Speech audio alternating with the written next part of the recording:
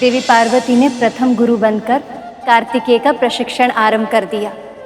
फिर सबके सामने आया माँ का वो सबसे अलग रूप। सबके लिए कल्पना करना भी कठिन था कि जो सब पर दया करती है, जो इतनी ममतामयी माँ है, वो स्वयं अपने पुत्र के साथ इतना कठोर व्यवहार कैसे कर सकती है।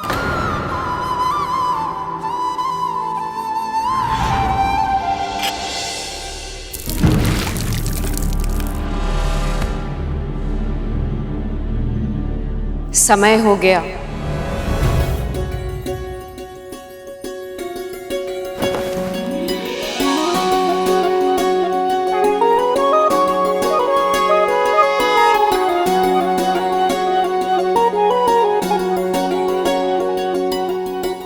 अब मेरे साथ बोलो, ओम नमः शिवाय, ओम नमः शिवाय।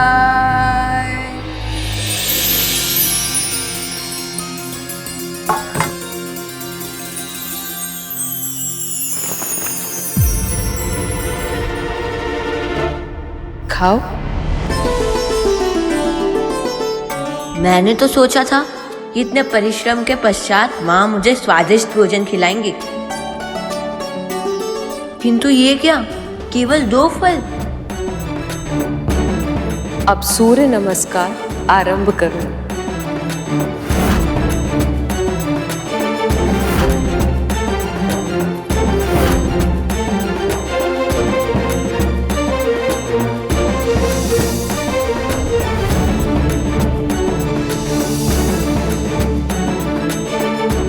हाथ सीधा होना चाहिए, दृष्टि सतर्क, पांव दृढ़ता के साथ जमीन पर गड़े होने चाहिए, पर तीव्र गति से संचालन के लिए सदैव तैयार।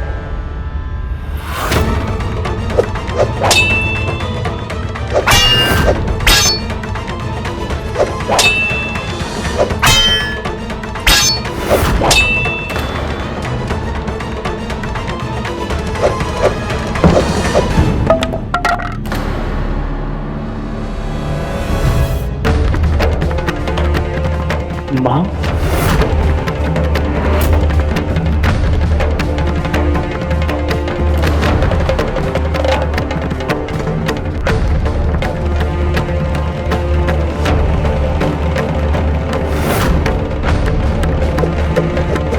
नजर सामने कार्तिकेय। अब लिखो ओम।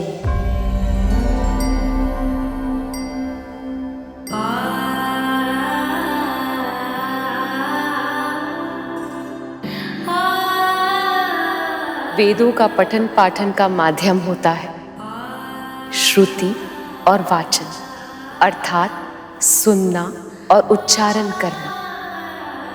सबसे पहले यहीं से आरंभ करेंगे।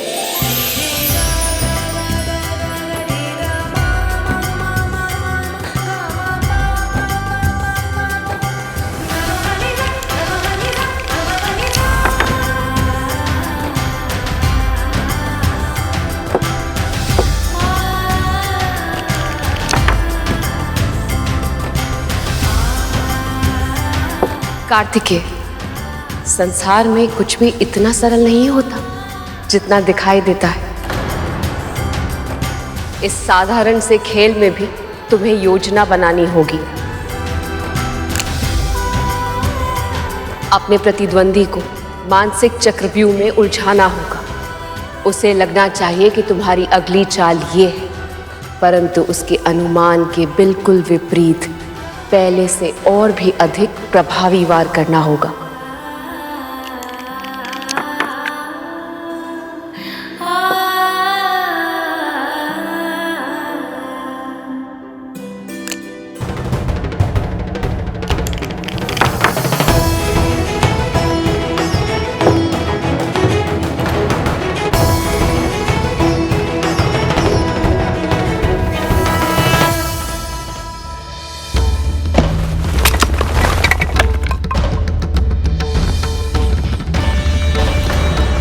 आपने ये गलत किया प्रभु। कार्तिकेय अभी केवल एक पत्थर है। इसे परिश्रम और ज्ञान की अग्नि में तप कर रत्न बनाना होगा हमें, इस तरह इसकी सहायता करके नहीं। आप सही कह रही हैं प्रिय, मुझे क्षमा कीजिए, मैं पुत्र मोह में ये भूल कर बैठा।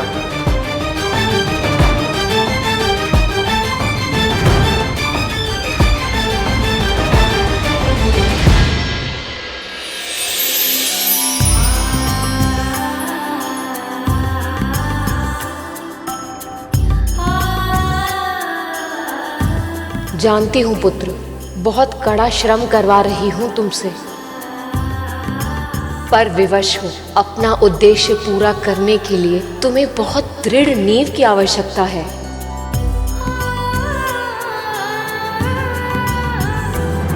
कुमार का प्रशिक्षण तो दिन पर दिन और भी अधिक कठिन होता जा रहा है। इसका परिणाम भी दिखाई देने लगा है देवराज।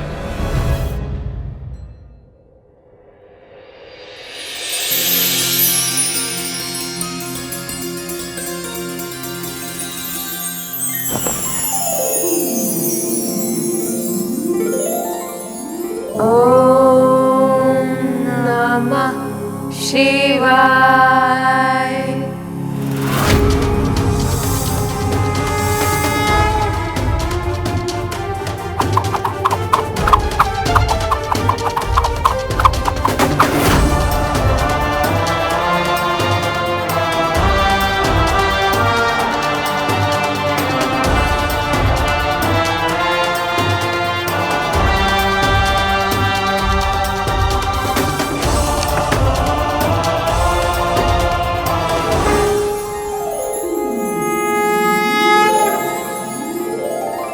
अब तुम्हारी शिक्षा का दूसरा चरण प्रारंभ होगा पुत्र। अब तुम्हें अपने पिता से शिक्षा लेनी होगी।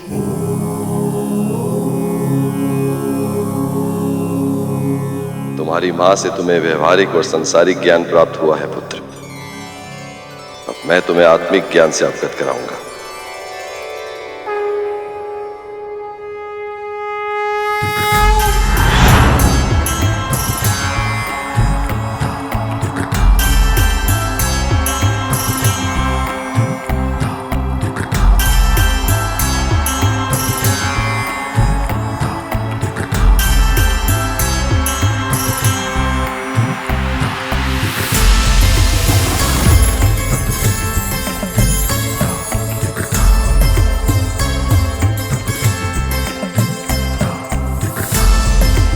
अद्भुत पिताजी, अद्भुत है ये भावना। बहुत सौभाग्यशाली हूँ मैं कि मुझे आप दोनों के पुत्र के रूप में जन्म लेने का अवसर मिला। व्यवहारिक, सांसारिक और आत्मिक सभी प्रकार का ज्ञान मिला है मुझे आप दोनों से। पर मुझे लगता है कि बिना गुरु के मेरी शिक्षा कहीं अधूरी ना रह जाए। देवी, हमारे पुत्र के लिए ऋषि अगस्त्य ही सर्वोचित गुरु होंगे। आप निश्चिंत रहिए, अब आपके पुत्र कार्तिकेय का दायित्व मेरा है।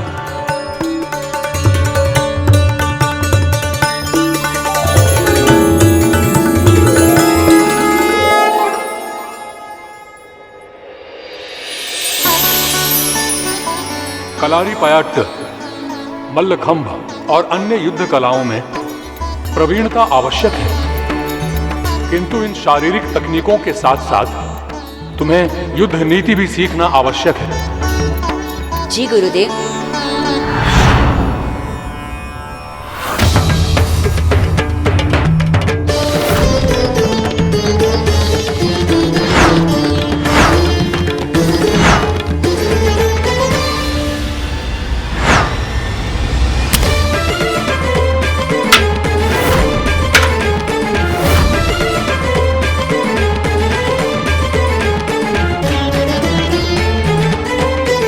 यदि ये तारकासुर का दुर्ग है तो सोच कर बताओ पुत्र, कैसे भेदोगे इसे? कैसे पराजित करोगे तारकासुर को?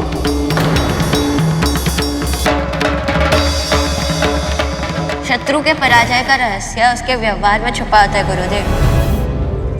हर प्रतिद्वंदी की कोई ना कोई दुर्बलता अवश्य होती है। मैं उसी दुर्बलता को ढूंढकर सटीक वार करूंगा।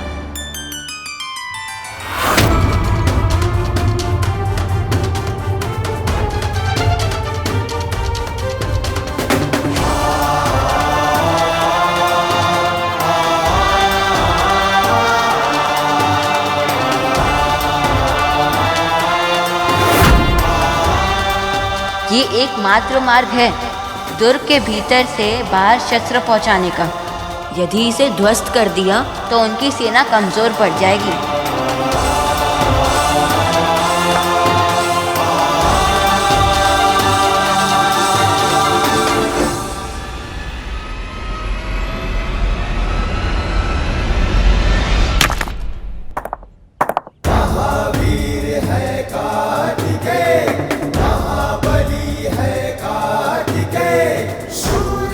अब तुम्हारी शिक्षा पूर्ण हुई पुत्र।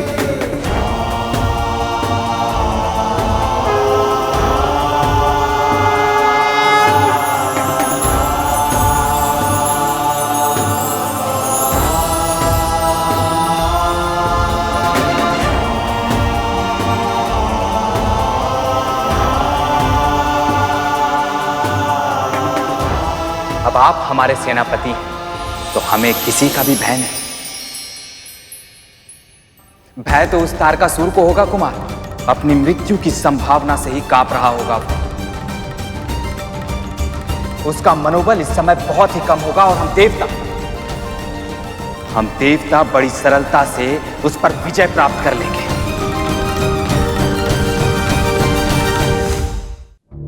देवताओं में नई ऊर्जा का संचार हो गया होगा, पर हम उनसे युद्ध करने में, उन पर आघात करने में अपना समय व्यर्थ नहीं करेंगे। सीधे उस बालक पर आक्रमण करेंगे हम। यदि उस बालक का वध हो गया तो फिर मुझे मारने वाला कोई नहीं बचेगा। और वैसे भी उस बालक के पास युद्ध का कोई अनुभव नहीं है। आपके पास युद्ध का अनुभव नहीं है कुमार, इसलिए आप पीछे रहेंगे। आगे हम जाएंगे और उन असुरों को आप तक पहुंचने से रोकेंगे। वो निश्चित ही हमें रोकने में अपना सारा बल लगा देंगे, और हमें उन्हें रोकना नहीं है, अपने निकट और निकट आने देना है उन्हें, ताकि वो सब स्वयं मेरे माया जाल में फंस जाए। और एक बार सारे देवता अलग हो गए तो फिर वो बालक अकेला कुछ नहीं कर पाएगा।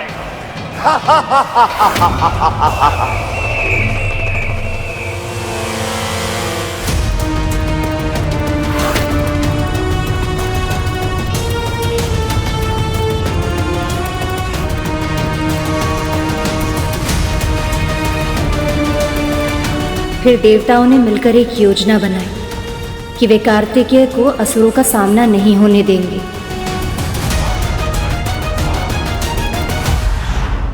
ये कितनी बड़ी विडंबना है ना मां।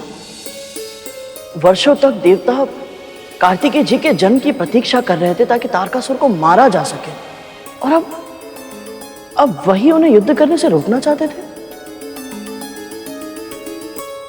यही तो माया की शक्ति है सुपन, जिसकी जननी स्वयं श्री माता ही। प्राणी कब माया जाल में फंस जाता है उसे पता ही नहीं चलता।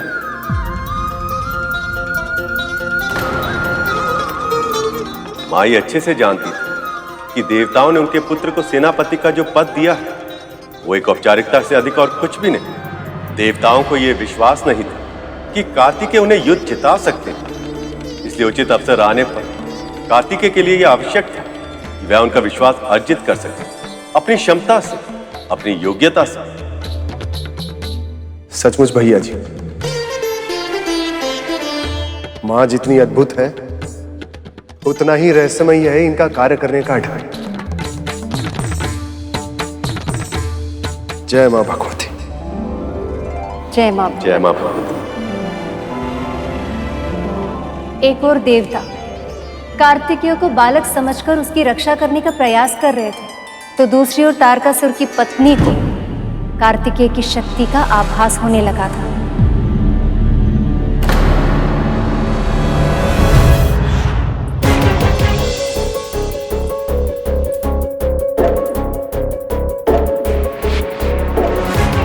माँ, आज मेरे पति के साथ मेरे पुत्र भी इस युद्ध में भाग लेने जा रहे हैं।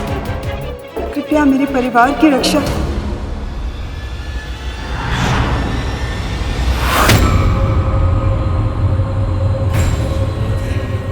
माँ, आपके मुख का तेज,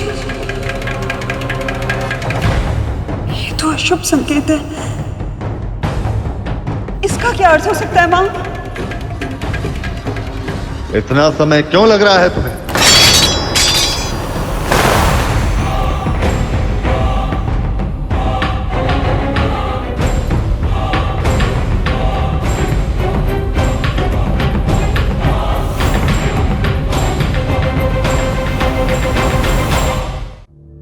स्वामी शिव पुत्र के साथ युद्ध करने के अपने इस निर्णय पे पुनः विचार कीजिए स्वामी।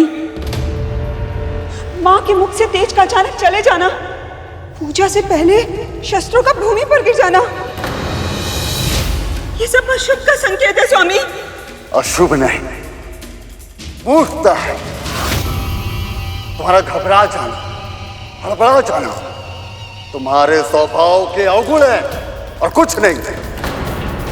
आज बड़े बड़े ऋषि महर्षि देवताओं के स्थान पर आज मेरी पूजा करते हैं।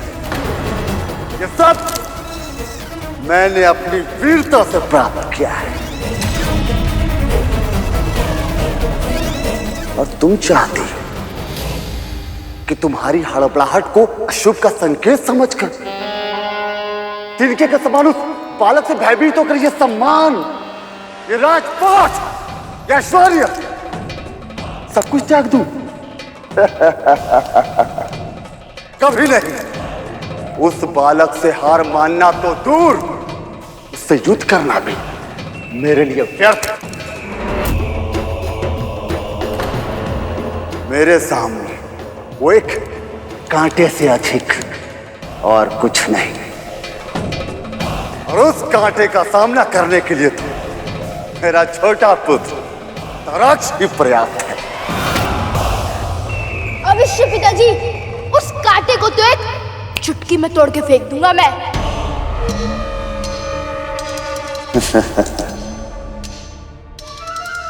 इंद्र के स्वार्थ का प्रयोग उसी के विरुद्ध करना पुत्र। अतीक के आत्मविश्वास के कारण उस युद्ध में उस बालक को अकेला ही छोड़ देगा। उस अवसर का लाभ उठाना, क्योंकि एक बार वो बालक मारा गया तो देवताओं का सारा खेल ही समाप्त हो जाएगा। मैं समझ गया पिताजी, मैं वैसा ही करूंगा।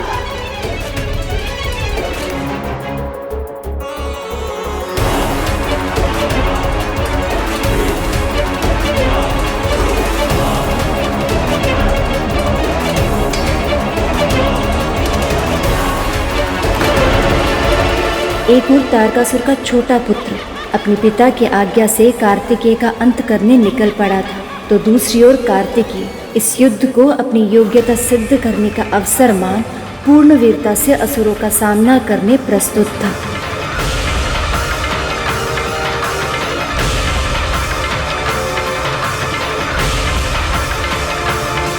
अब आजा तारकासुर, तेरा काल तेरे समक्ष खड़ा है। आजा इंद्र, तेरी मृत्यु तेरी प्रतीक्षा कर रही है। शिव पुत्र तो क्या, स्वयं शिव भी मेरा कुछ अहित नहीं कर सकते।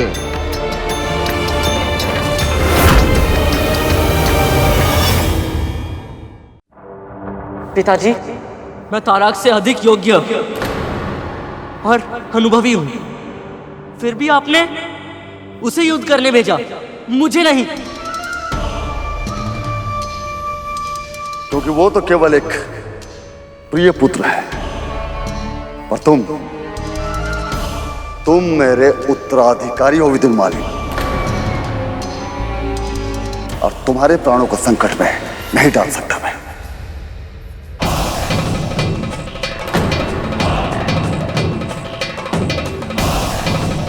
जिस पुत्र का पिता ही उसका शत्रु हो जाए तो इस पूरे जगत में उसकी रक्षा कौन कर सकता है?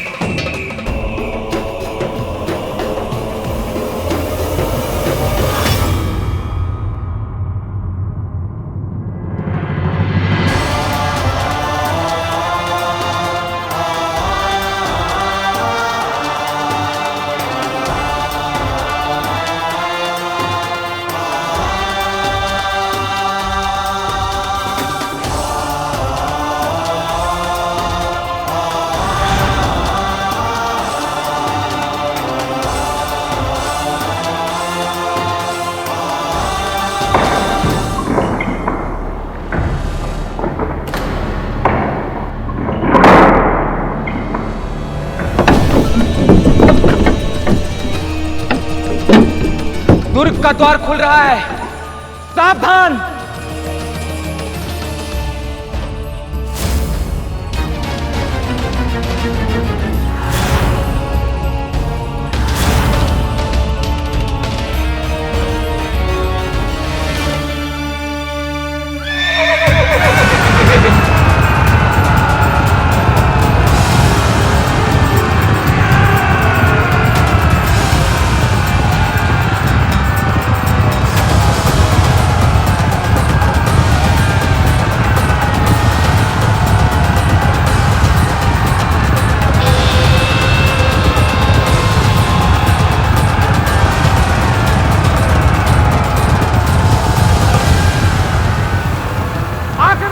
हमें उनसे पहले अस्त्रों का प्रयोग नहीं करना चाहिए।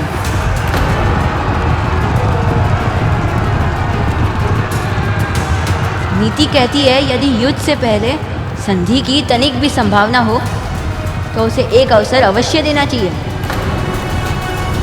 अच्छा ही हुआ कि हमने कुमार को पीछे रखा है। कुमार बालक है, असुरों के साथ युद्ध का अनुभव नहीं है उन्हें। कुमार को असुरों की दुष्टता का आभास नहीं है। संधि के बारे में तो सोच भी नहीं सकते वो।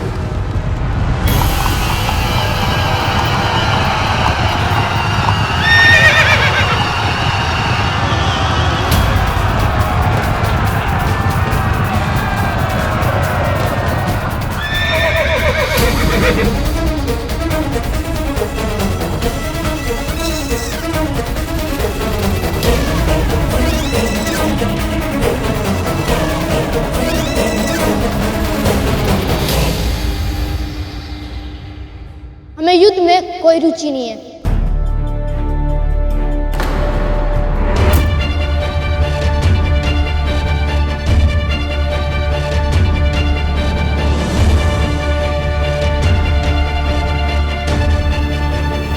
आपने सही सुना।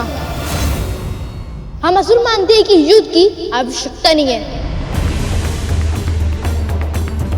आप स्वर्ग चाहते ना देवराज? हम संधि के लिए तैयार हैं। दे देंगे आपको आपका स्वर्ग। और देवताओं, सभी असुरों की ओर से मैं ये वचन भी देता हूं कि भविष्य में हम सबको शांति से जीने देंगे। बस एक शर्त है हमारी।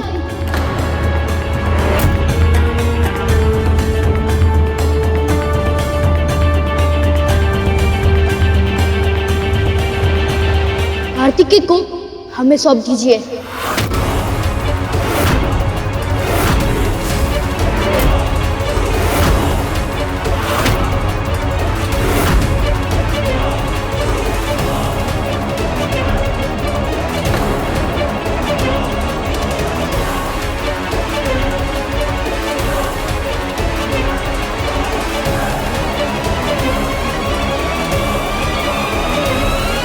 तारकासुर तो कुछ अधिक ही चतुराई दिखाने का प्रयास कर रहा है। देवताओं की सेना अपने सेनापति को शत्रु के हाथ में सौंप देगी, इसकी कल्पना करना मूर्खता है। या फिर कुशल युद्ध नीति। कहीं देवराज इंद्र स्वर्ग के लोभ में हमारे पुत्र को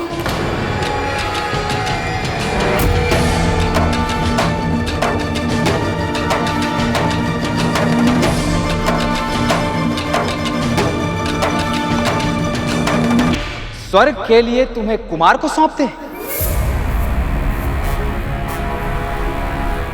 प्रस्ताव बुरा तो नहीं है।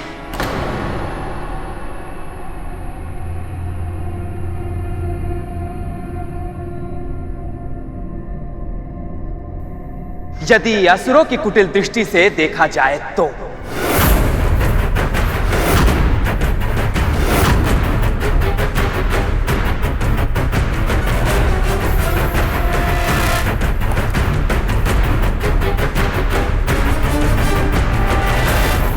कितनी आसानी से तुम भूल गए कि कुमार हमारे सेनापति हैं। देव सेना का गौरव है ये।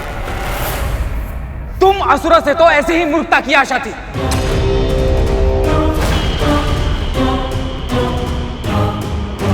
अब इस अपमान का उत्तर मेरा ये अस्त्र देगा। रुकिए, इतने क्रोधित मत होइए देवराज।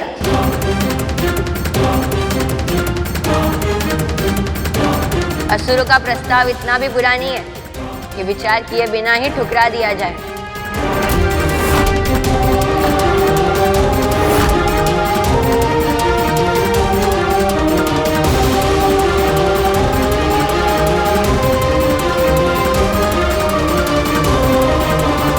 जब तारकासुर स्वयं अपने काल को अपने पास बुला रहा है तो मैं क्यों ना चले ही जाऊं।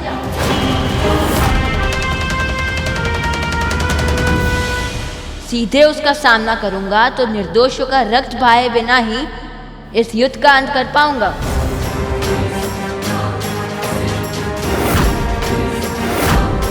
क्या चल रहा है कार्तिकेय के मस्तिष्क में? ये आप क्या कह रहे हैं कुमार? हम यहां समर्पण करने नहीं, युद्ध करने आए हैं। और वैसे भी हम आपको इतने संकट के मुख में नहीं भेज सकते। आप तारकासुर का सामना अकेले नहीं कर पाएंगे कुमार।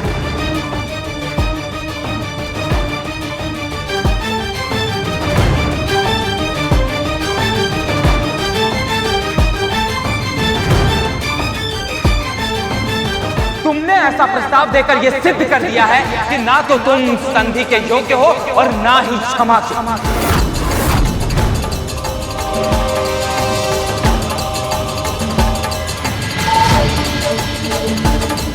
देवताओं का कोप सहने के लिए तैयार हो जाओ। आक्रमण! आप यहीं प्रतीक्षा कीजिए कुमार। सेना की एक टुकड़ी सेनापति की रक्षा करेगी, बाकी सब मेरे पीछे आए।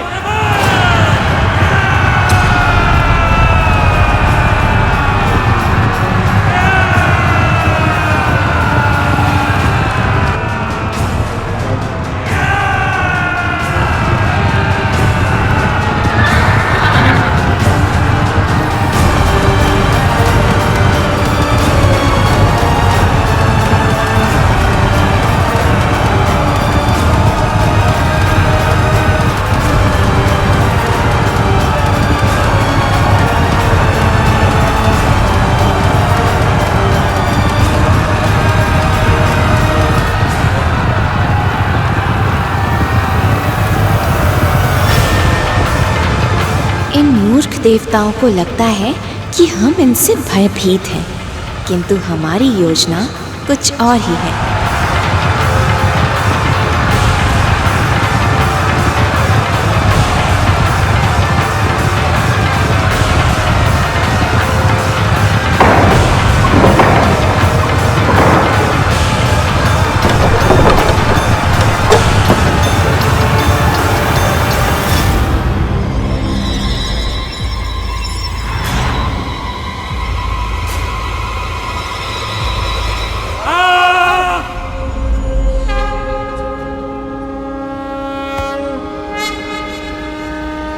देवताओं, दुर्ग द्वार को भेदने में हम सफल रहे। अब विजय निश्चित है। महल की ओर बढ़ो।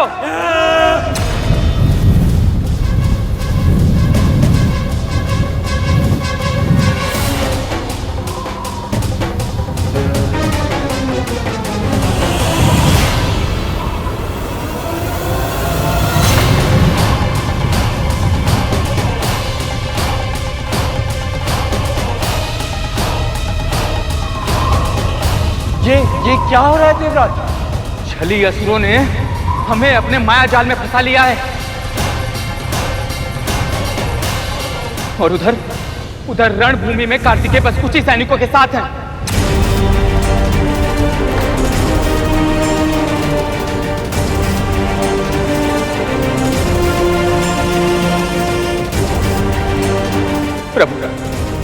प्रभु अब क्या होगा? प्रभु अब क्या होगा?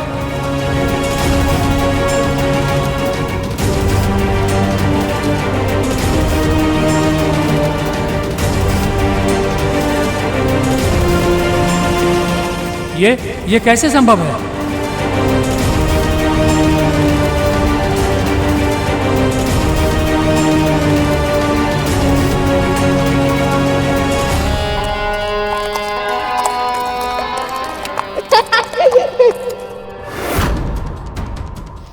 आश्चर्य हो रहा है। आंखों के सामने इतना विशाल दुर्ग मुफ्त हो गया। वास्तविकता में तो देव सेनापति यहाँ पे दुर्ग था ही नहीं। यहाँ पे तो हमारा माया जाल था। ये मेरा माया जाल था जिसमें तुम्हारा देव राजा वो अभिमानी इंद्र सरलता से फंस गया और हमारी योजना सफल हुई।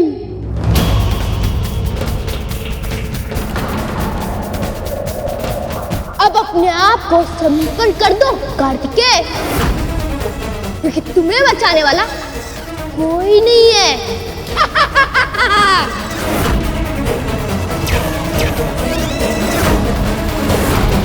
तारकासुर ने अपनी माया का प्रयोग कर दिया। सारी देवताओं की सेना उसके जाल में फंस चुकी है महादेव। इतने शक्तिशाली असुर के विरुद्ध मेरा पुत्र अकेला रह गया। अब मुझे ही कुछ करना होगा।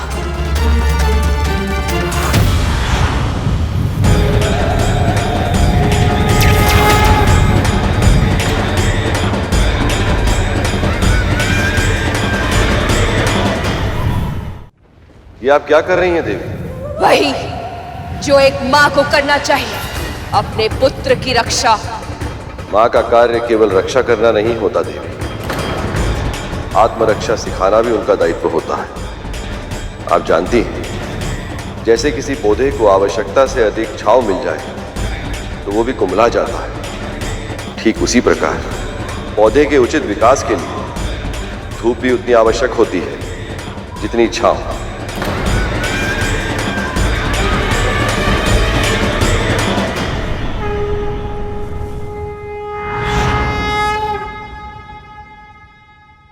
देवी, अपने पुत्र और अपनी शिक्षा पे विश्वास रखिए।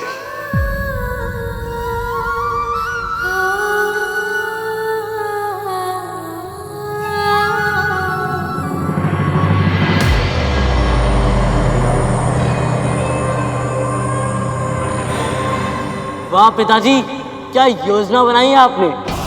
सारे देवता अभी तक हमारे माया जाल में फंसे हुए हैं और उधर वो शिवपुत्र ताराक्ष के सामने अकेला रह गया। विजय केवल शक्ति से नहीं मिलती है पुत्र, योजना बनाकर अपनी शक्ति के उचित प्रयोग से मिलती है, जैसे अब हमें मिलेगी इस शिवपुत्र पर विजय।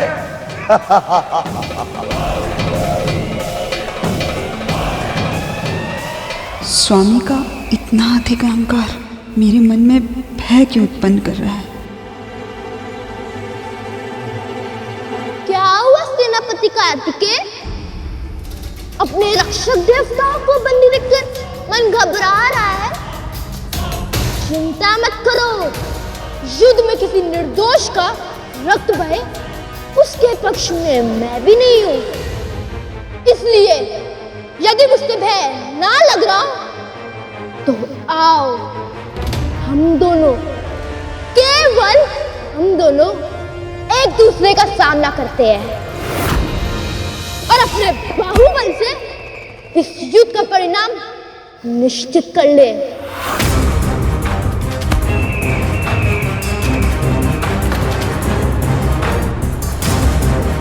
माता इतनी चिंतित क्यों है?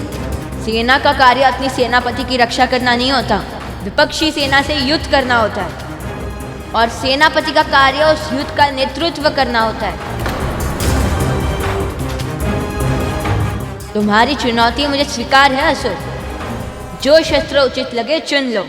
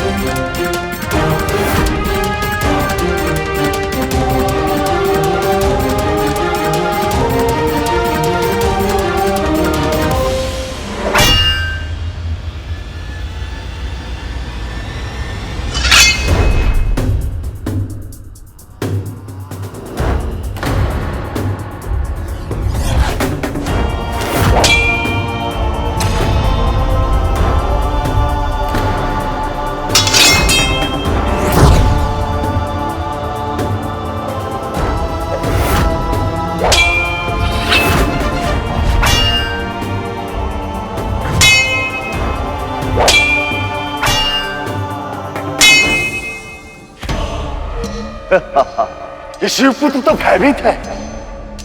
आक्रमण करने का स्थान पर ताराक्ष के प्रहारों से बचने का प्रयास कर रहा है। ताराक्ष के सभी प्रहार व्यर्थ जा रहे हैं।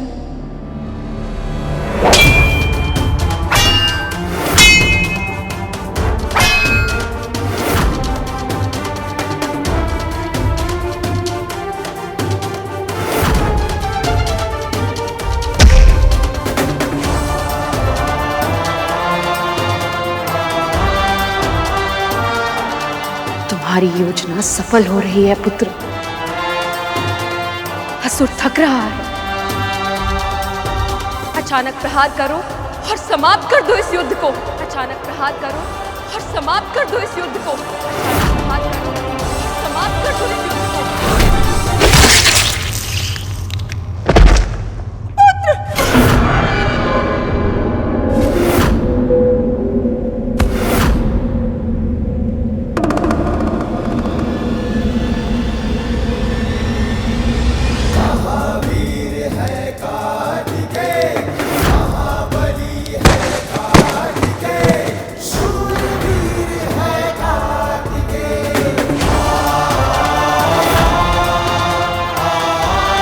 कार्तिकेय की युद्ध कला प्रशंसनीय है, किंतु अब भी इसकी बड़ी परीक्षा शेष है, जब स्वयं तारकासुर अपने पुत्र की मृत्यु का प्रतिशोध लेने आएगा।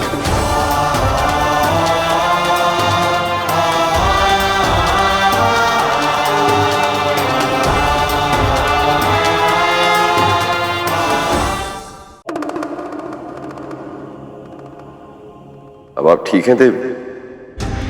महादेव, संकट अभी पूरी तरह से समाप्त नहीं हुआ है। देवराज और उसकी सेना अभी भी फंसी हुई है। मुझे संदेह है कि तारकासुर अब और भी अधिक तीव्रता से आक्रमण करेगा।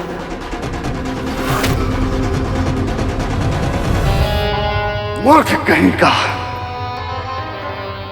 उस बालक को चिढ़ाने और खेलने में ही इतना समय व्यर्थ कर दिया, गवा दिया अपना जीवन और मेरा सम्मान। अभी तक पराजय नहीं हुई है पिताजी। इंद्र और उसकी सेना अभी तक हमारे बंदी है, और इस बात का तो प्रश्न उठता ही नहीं कि ये छोटा सा बालक किसी भी तरह से हमारा माया जाल तोड़ देगा। विजय की संभावना अभी भी शेष है पिताजी। तो जाओ विदुर माली, जाकर युद्ध करो और प्रतिशोध लो अपने भाई की मृत्यु का। मैं आपको निराश नहीं करूंगा पिताजी। जिस तरह से मेरे भाई का शीश कटकर भूमि पर गिरा है, उसी तरह से उस शिव पुत्र का शीश काटकर मैं लाऊंगा।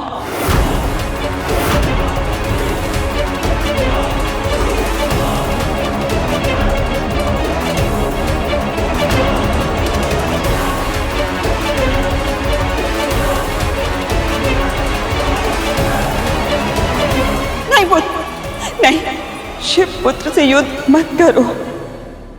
कहीं ऐसा ना हो पार्वती के स्थान पर मेरी कोख सुनी हो जाए। प्रोत्साहित करने के स्थान पर हतोत्साहित मत करिए माँ। हटो मेरे मार्ग से। स्वामी, ये आपका उत्तराधिकारी है स्वामी। आप इसके प्राणों को संकट में कैसे डाल सकते हैं? जब उसके और मेरे प्राणों में से किसी के प्राणों पर संकट आना ही है, तो उसके प्राण क्या बुरे हैं? तुम्हें तो अनेक पुत्र मिल जाएंगे, पर पति परमेश्वर तो बस एक ही होता है ना।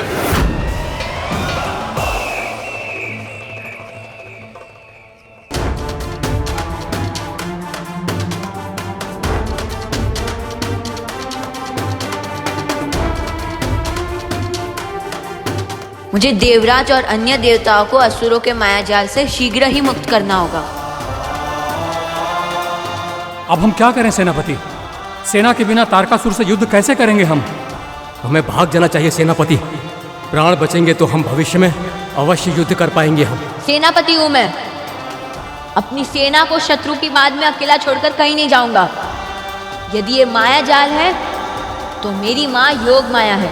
यदि ये माया जाल है तो मेरी माँ योग माया है। सब कुछ उन्हीं का रचा हुआ है। अब वही हमारी सहायता करेगी। देखा देखा कितना भयभीत है ये।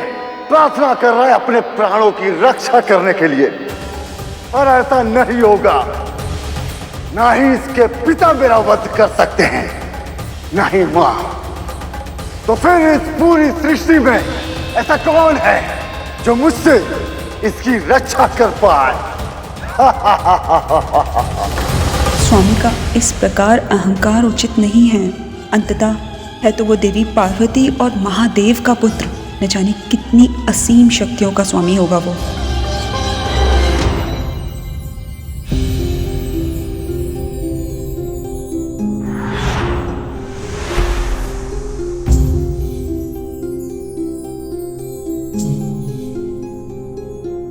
माँ, मुझे कोई आभास तक नहीं है कि मैं असुरों के इस महाभीषण मायाजाल को कैसे तोड़ूं, कैसे रक्षा करूं मेरे सेना की। किसी भी माया जाल की आत्मा क्या होती है पुत्र, जानते हो? कल्पना की शक्ति। कल्पना से ही माया मूर्त रूप लेती है और उसी से दृढ़ होती है। अपने भीतर के ज्ञान का प्रयोग करो कार्तिकेय, फिर संसार के किसी भी माया को भेदने में सफल होगे।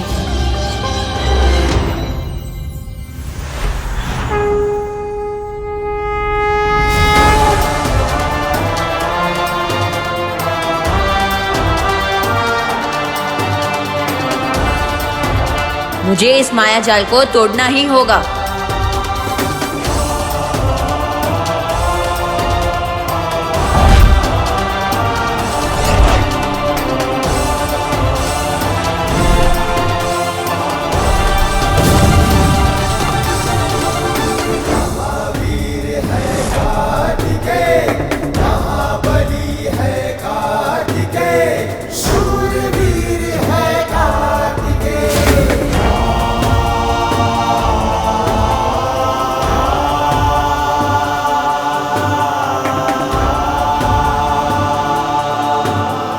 कार्तिकेय, आपने असुरों का माया जाल तोड़ दिया, हमें बचा लिया आपने। आपकी जय हो।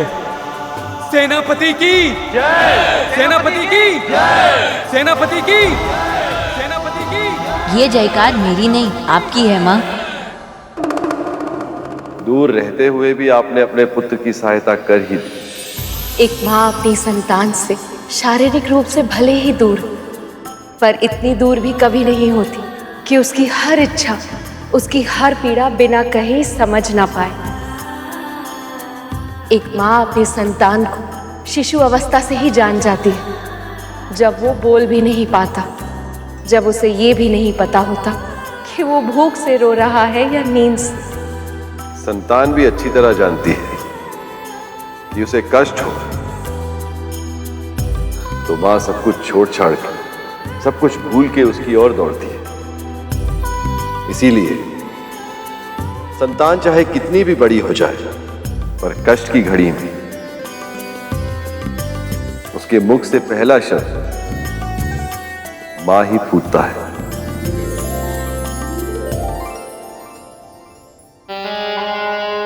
कैसे कैसे तोड़ा गया ये माया जाल? कैसे? अब तो आपको विश्वास हो गया स्वामी कि कोई साधारण बालक नहीं है। मैंने आपसे पहले ही कहा था, शस्त्रों का गिरना अशुभ संकेत है। मूर्ख स्त्री, अशुभ तो तू है। तू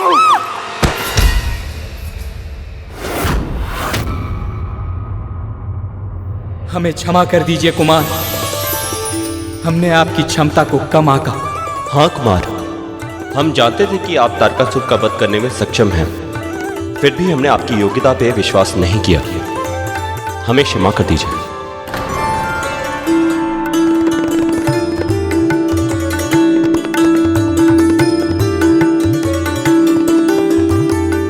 आपके मन में मेरे हित की भावना ही थी, इससे क्षमा का तो प्रश्न ही नहीं उठता।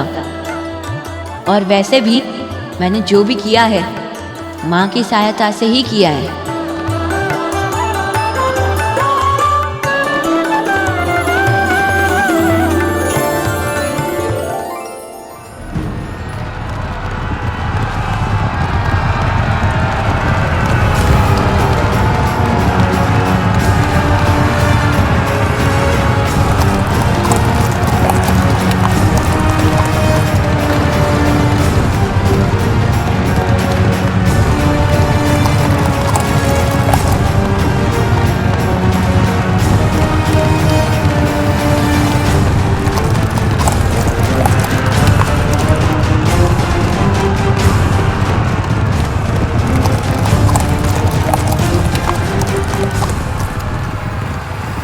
जो भूल मैंने पहले की थी वो अब नहीं करेंगे कुमार। इस युद्ध का नेतृत्व आप कीजिए।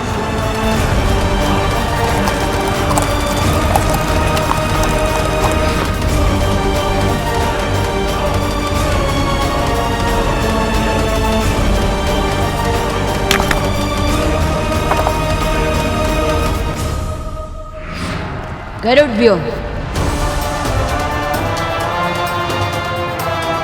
गरुड़ व्यूह की रचना करो।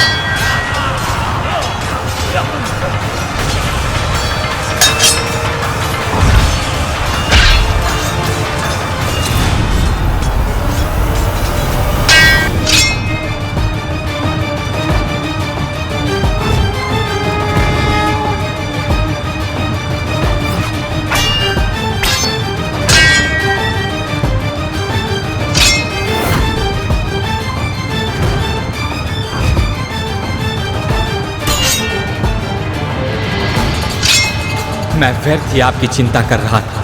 आप में तो स्वयं महादेव और माँ आदि शक्ति का अंश है। आप धन्य है सेनापति कार्तिकेय, आप धन्य हैं।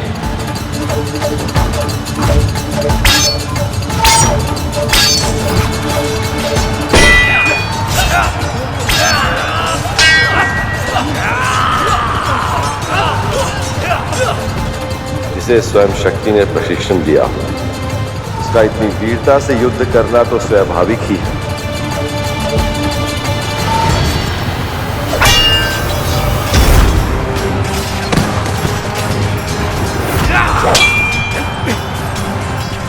नष्ट करने के लिए अब और समय नहीं है विदुर बाली।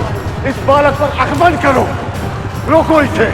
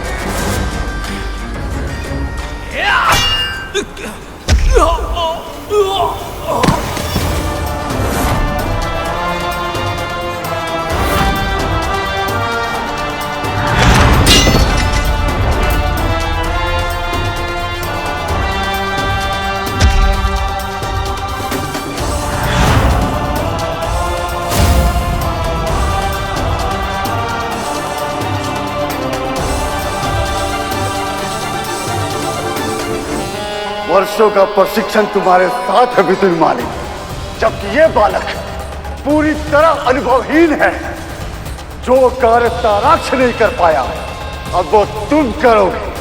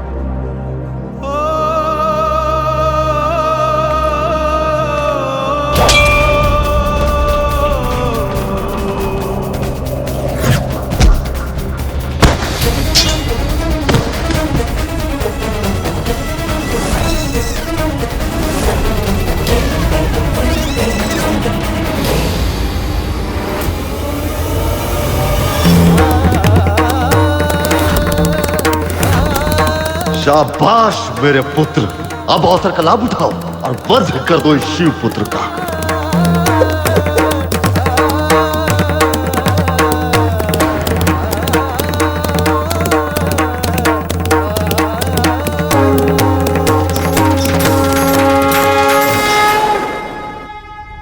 देवी, केवल गिर जाने से हार नहीं होती, उसे स्वयं ही उठने दीजिए।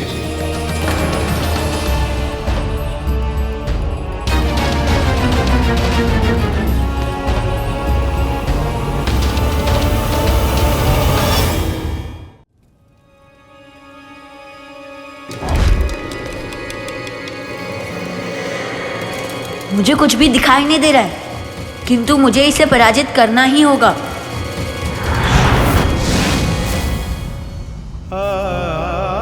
पराजय मन में हार मानने से ही होती है पुत्र। यदि तन में क्षमता है और मन में इच्छा है तो विजय की संभावना शेष है। पर मैं कुछ भी नहीं देख पा रहा माँ, इससे मैं कैसे युद्ध करूं ऐसे? सीमा तन की होती है, परंतु मन असीमित होता है कार्तिकेय। अपने मन की आंखें खोलो पुत्र।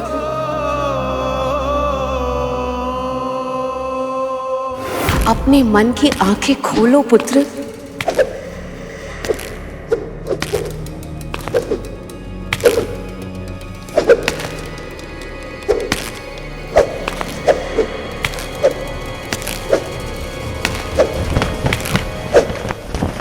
मुझे ध्वज की ध्वनि सुनाई दे रही है।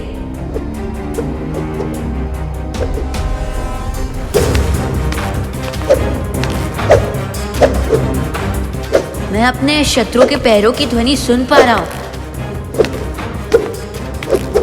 और वो तीव्र गति से तलवार चला रहा है।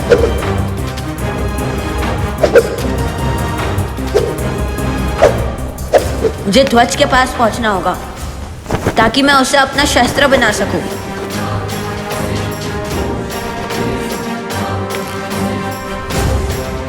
और ध्वज जो अपने शत्रु के विरुद्ध उपयोग कर सकूं।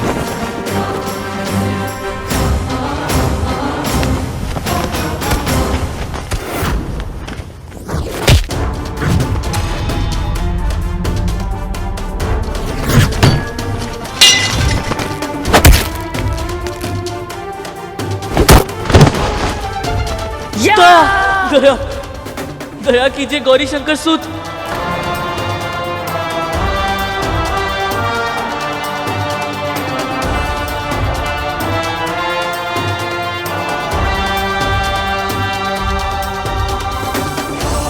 मुझे जीवन दान दे दीजिए।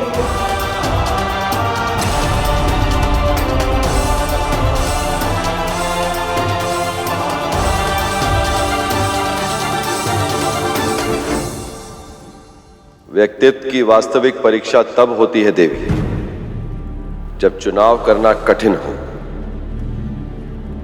इसे स्वयं निर्णय लेने दीजिए।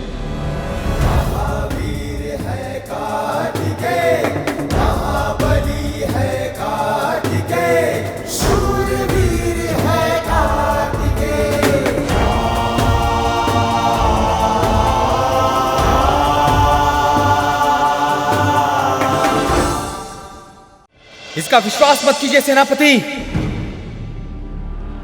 ये असुर है कुमार। छल करना, असत्य बोलना, ये इसका स्वभाव है।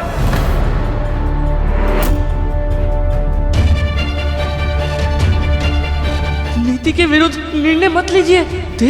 देव सेनापति, मैं तो आपका शरणागत हूँ और शरणागत का प्राण बचाना तो आपका धर्म है। दया कीजिए, दया कीजिए। शरण में आए हुए का वध कैसे करूं? पर दुष्ट असुर को तो जीवित भी नहीं छोड़ सकता। कैसी दुविधा है ये?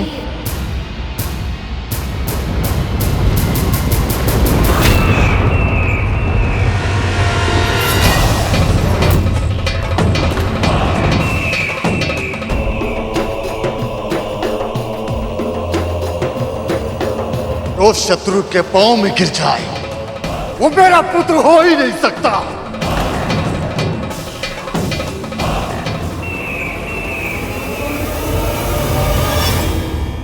तारकासुर स्वयं यहाँ आ गया। प्रतीत होता है क्रोध में स्वयं अपने पुत्र का अंत कर देगा। इस कार्तिकेय का अंत करने के लिए यही उत्तम अवसर है।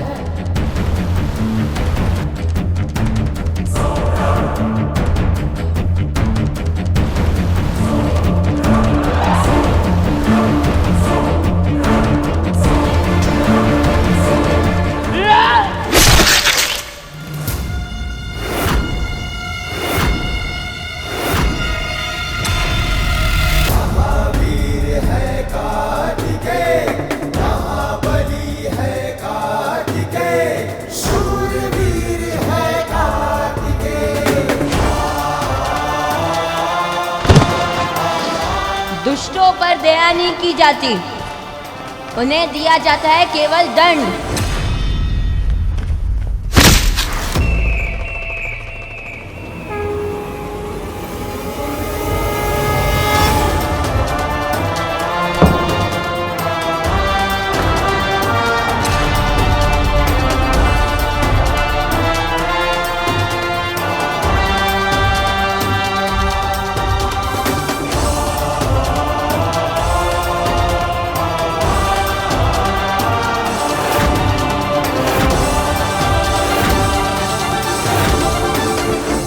महादेव,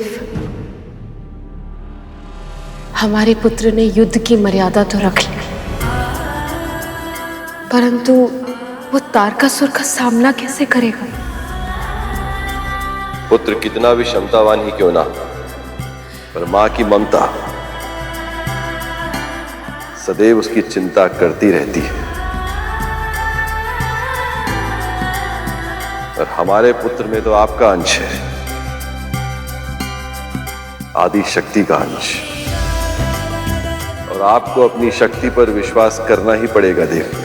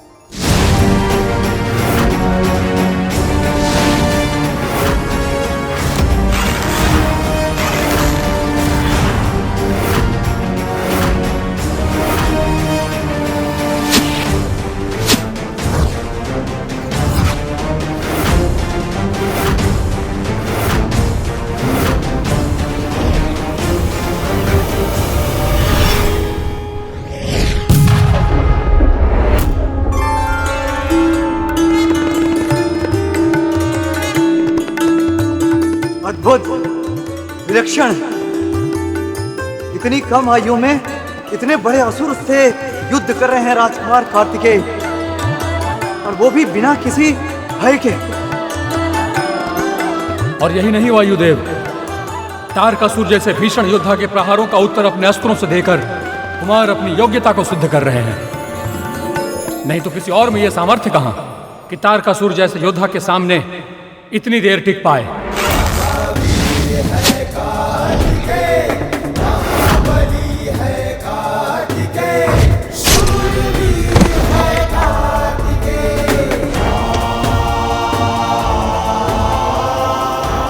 मैंने सुना था असुर शत्रु के सामने घुटने नहीं टेकते। क्या तुम असुर भी ऐसा ही मानते हो क्या तारकासुर? हम असुर मानते हैं कि शत्रु को योग्यता सिद्ध करने के लिए पर्याप्त अवसर देना चाहिए। रुकिएगा बालक, प्रहार कर।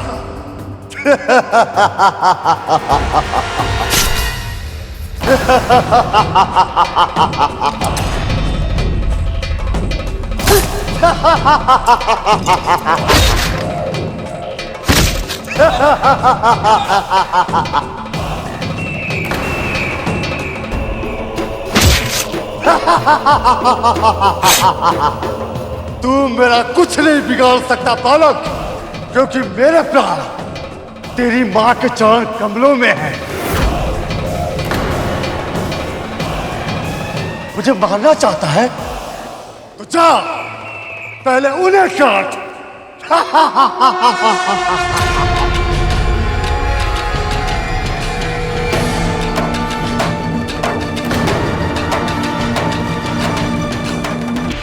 तारकासुर के प्राण माँ के चरणों में, किंतु ये कैसे संभव है?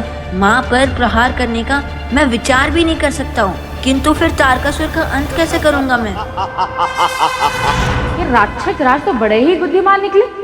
कार्तिकेय को ऐसी दुविधा में फंसाया जिसका कोई समाधान ही नहीं है। नहीं, अब देखिए कि कोई भी पुत्र अपनी माँ से क्रोधित हो सकता है, घर छोड़कर जा सकता है, पर अपनी माता के चरण काटना ये तो असंभव ही। इसे बुद्धिमानी नहीं, इसे धूर्तता कहते हैं दीदी। भला धर्म और मां, उन दोनों के बीच में से किसी एक को कोई कैसे चुन सकता है भला?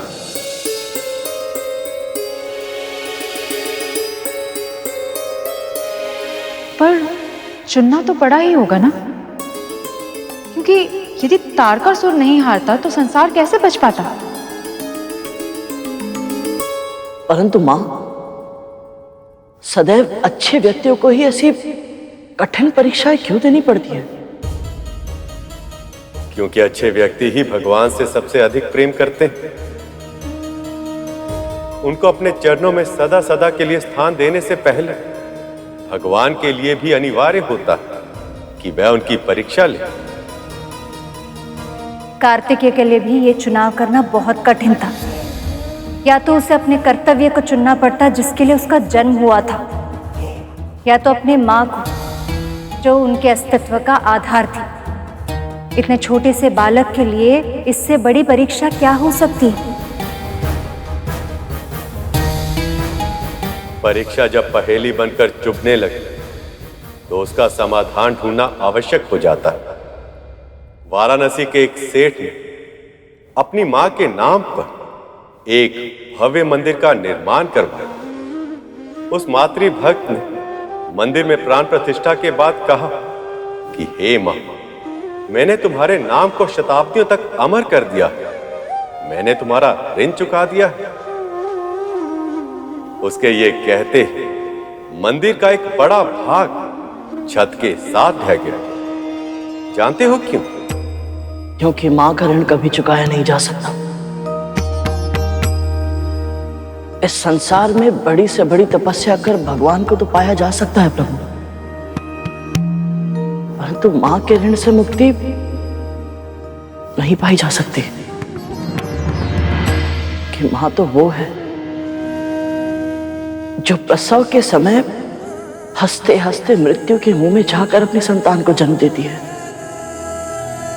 उसके पालन पोषण के लिए माँ अपना अस्तित्व भी भुला देती है।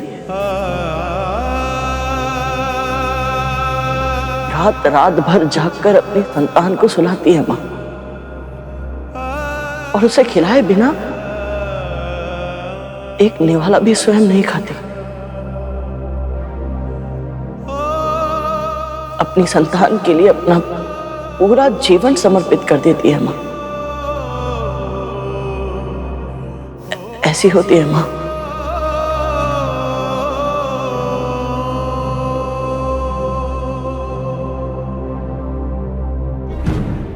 आयु कम है पर बातें बहुत बड़ी बड़ी करते हैं आप, किंतु उसके लिए हमारे पास समय नहीं है। आप ये बतलाइए कि कथा में आगे क्या हुआ, कार्तिकेय ने क्या किया?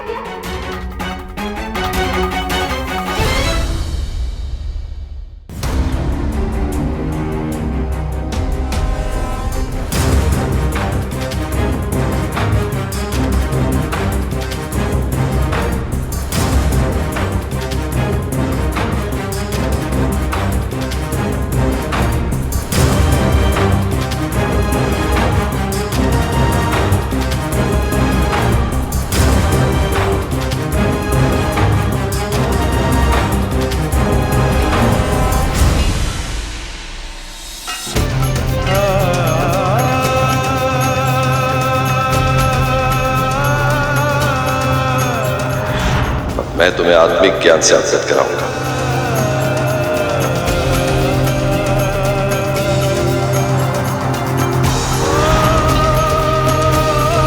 अब आप हमारे सेनापति हैं, तो हमें किसी का भी भय नहीं। तू मेरा कुछ नहीं बिगाड़ सकता बालक, क्योंकि मेरे प्राण तेरी मां के चरण कमलों में।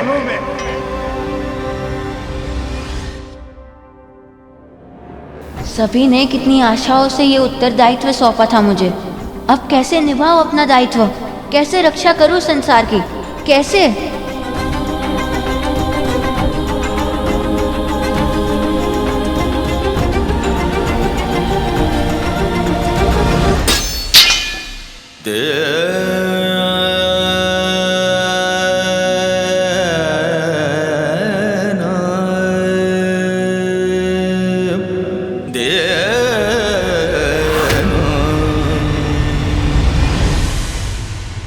जो सारे संसार को असंभव लगता था, उसे संभव बना दिया मैंने।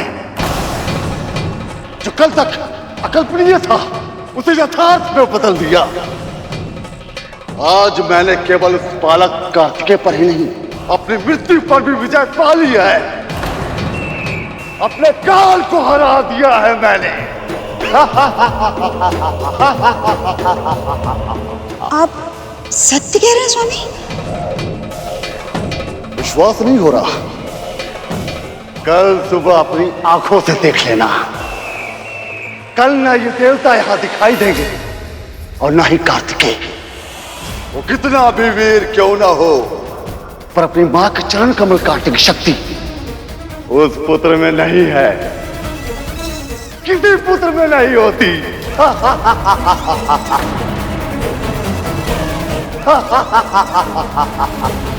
अब बस बहुत हो गया महादेव।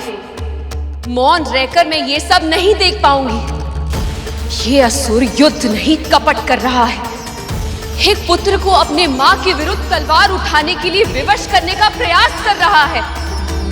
जानता ही नहीं कि ये अनर्थ कभी नहीं हो सकता। पर ये अनर्थ हो गया है मां।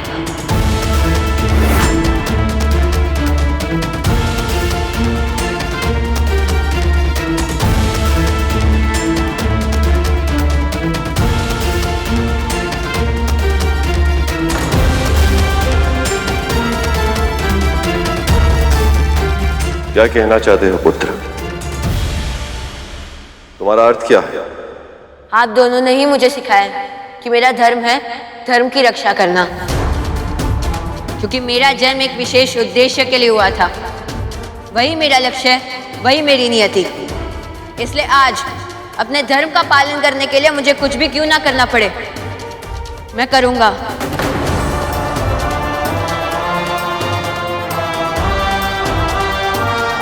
क्षमा कर दीजिए माँ, मैं विवश हूँ।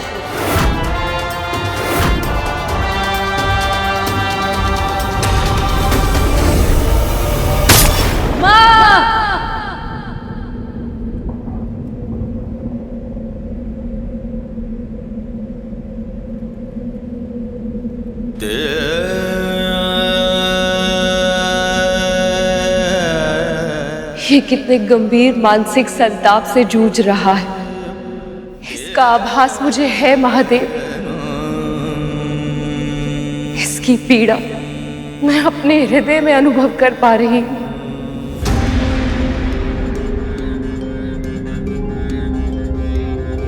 जानती हैं देवी, इससे क्या सिद्ध होता है? इसे अथाह प्रेम है, आपसे भी और इस संसार से भी, जिसे आपने ही रचा है। तभी तो संसार के हित के लिए ये आपका हित नहीं कर सकता, पर आपका हित ना करके इस संसार को अभिशप्त जीवन जीने के लिए विवश भी नहीं कर पा रहा। इस अंतर्द्वंद की पीड़ा हमारे पुत्र को अवश्य सहनी पड़ रही है पार्वती, पर हमें स्मरण रखना होगा कि स्वर्ण अग्नि के ताप को सहकर ही कुंदन बन पाता है। आप स्वयं को दोष मत दीजिए कुमार। ऐसी परिस्थिति में हम देवता भी नहीं समझ पा रहे हैं कि क्या करें और कैसे। तो फिर आप तो बालक हैं कुमार, आपका तो भयभीत या भ्रमित होना तो स्वाभाविक है। पर ये विकल्प मेरे लिए नहीं है देवराज। एक और ये धरती है, सारा संसार है, जिसकी रक्षा करना मेरा दायित्व है, इसलिए तो जन्म हुआ है मेरा। और दूसरी ओर वो माँ है, जिनके कारण मेरा अस्तित्व संभव हुआ है। दोनों में से किसी एक का चुनाव करना संभव नहीं है।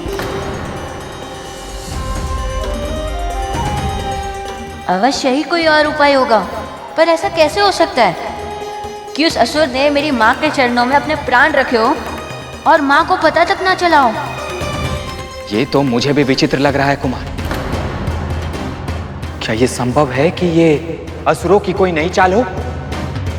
अवश्य ही वो असत्य बोलकर हम सबको भ्रमित कर रहा है। या तो फिर ये भी तो संभव है कि उसने कहा तो सत्य ही हो, पर उसके सत्य का अर्थ कुछ और हो।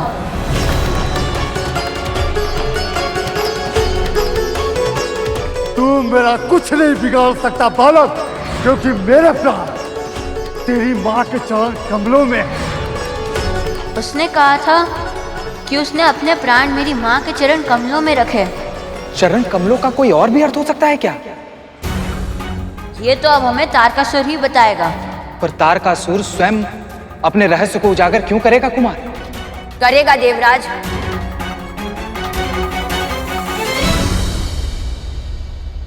हम उचित कुंजी लगाएंगे तो अपने रहस्य का ताला अवश्य खुलेगा, पर उसके लिए जैसा मैं कहूं आपको वही करना होगा।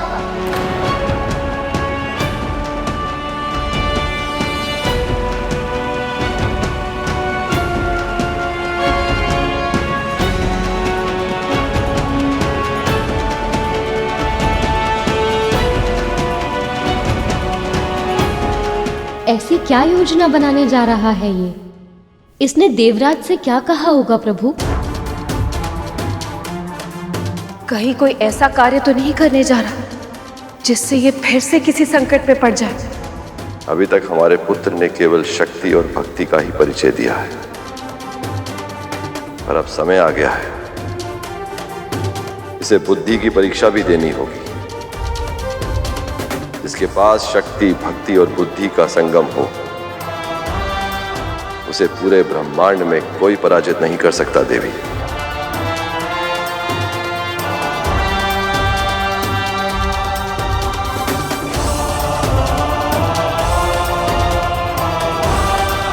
अब मैं शीघ्र ही उस तारकासुर के वध का रहस्य पता लगा के उसके प्राण हर लूंगा।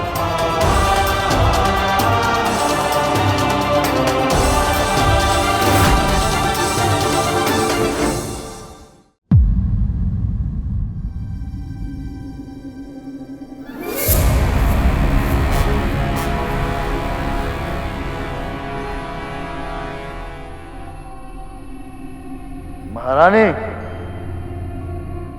महारानी,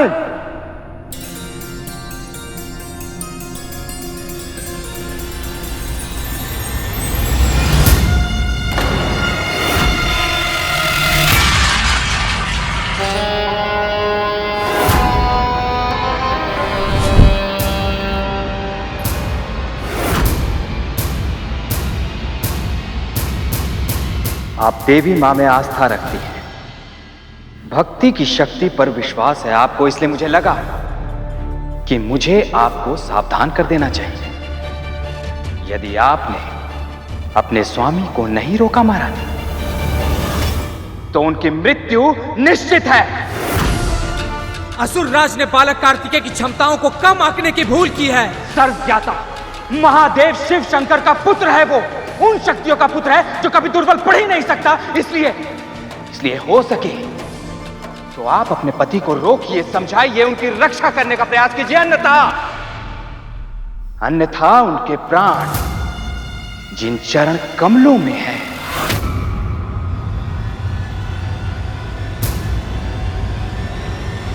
वो गौरी शंकर सुध उनका विनाश करके रहेगा।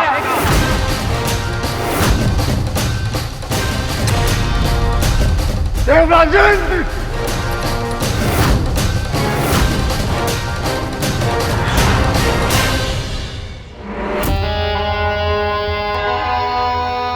स्वामी, स्वामी कार्तिकेय को आपके चरण कमलों का रहस्य पता चल चुका है स्वामी।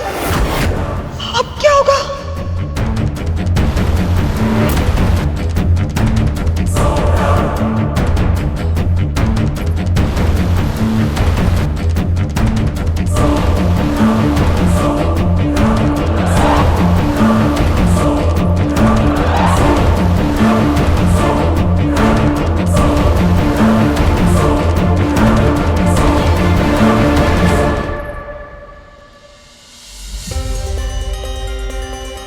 यह तो सुरक्षित है, व्यर्थ में ही मैं चिंतित हो रहा था।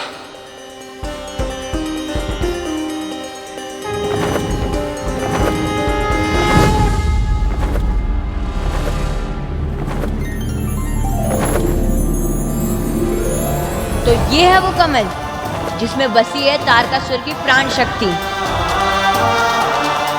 अब मुझे ज्ञात हो गया कि तारकासुर के प्राण हरने हैं, तो मुझे इस कमल को नष्ट करना होगा।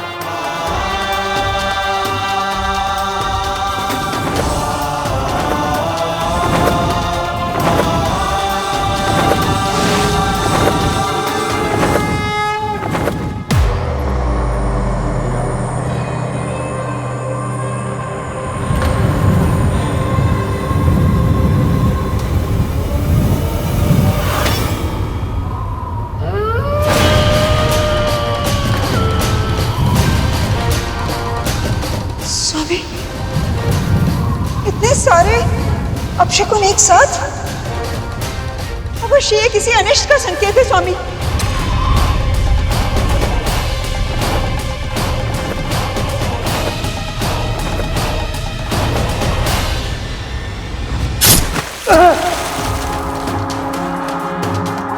स्वामी, क्या हो रहा है आपको स्वामी?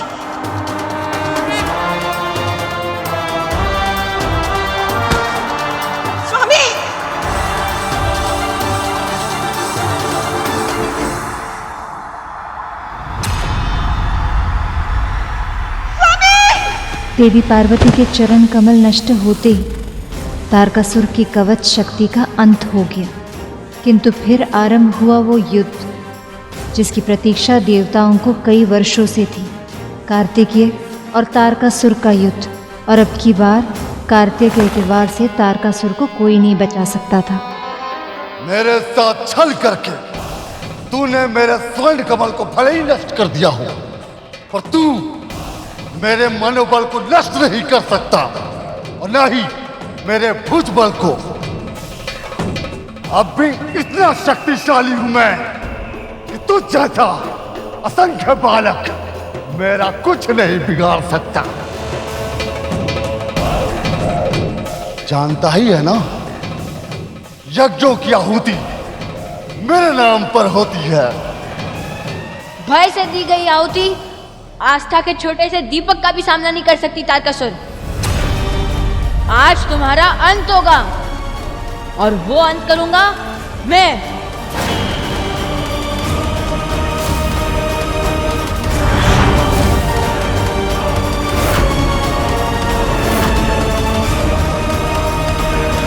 धर्म और अधर्म के युद्ध में सभी दिव्य शक्तियों को धर्म का साथ तो देना ही था,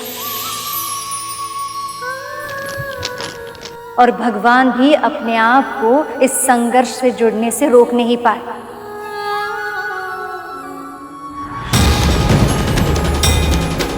तभी नारायण, ब्रह्मदेव, महादेव, शक्ति अपने अपने दिव्य अस्त्रों के साथ वहां पहुंच गए।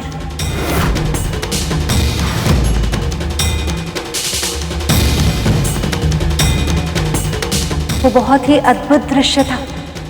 ऐसा लग रहा था कि कार्तिकेय में उन सब की शक्ति प्रवाहित हो रही है।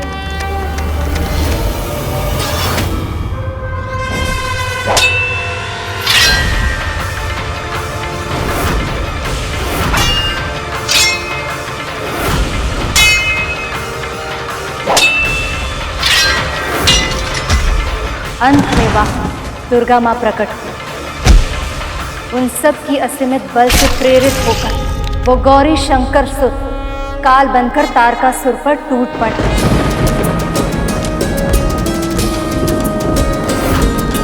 दुर्गमा दुर्गमा लोका दुर्गमात्म स्वरूपिणी, दुर्गमार्ग प्रदा दुर्गम विद्या दुर्गमाश्रिता, दुर्गम ज्ञान संस्थाना दुर्गम ध्यान वासिनी, दुर्गमोहा दुर्गमदा दुर्गमार्ग स्वरूपिणी, दुर्गमासुर सहंत्री दुर्गमायुधधारिणी, दुर्गो भविष्यति न संशयः।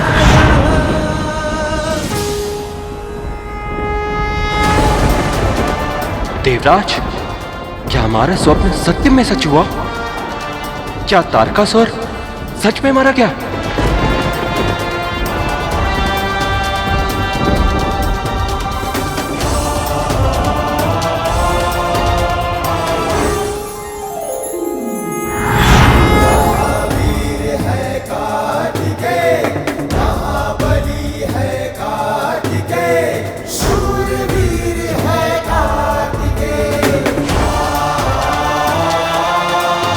शिव पुत्र कार्तिकेय की, शिव पुत्र कार्तिकेय की, शिव पुत्र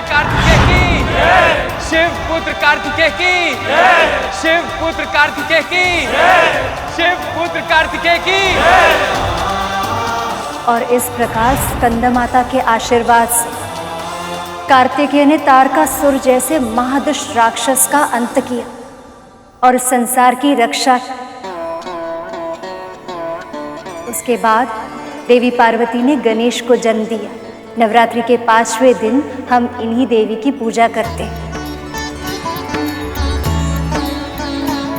आइए आरती करके हम स्कंदमाता की पूजा संपन्न करते हैं।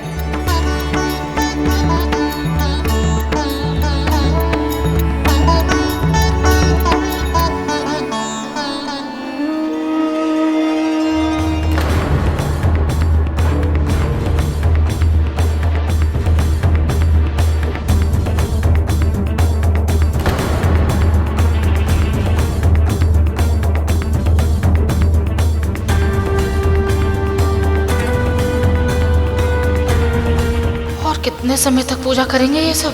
कथा तक तो फिर भी ठीक था, पर अब तो कार्तिकेय के छोटे भैया के वाहन मूसक देव हमारे उधर में अशांति फैला रहे हैं। अब तो अति ही हो गई। इनकी पूजा का कार्यक्रम तो न जाने कब तक चले।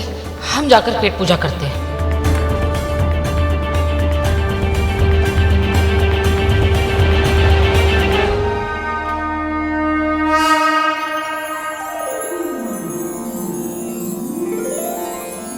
मैं आप सबकी पूजा से बहुत प्रसन्न हूं।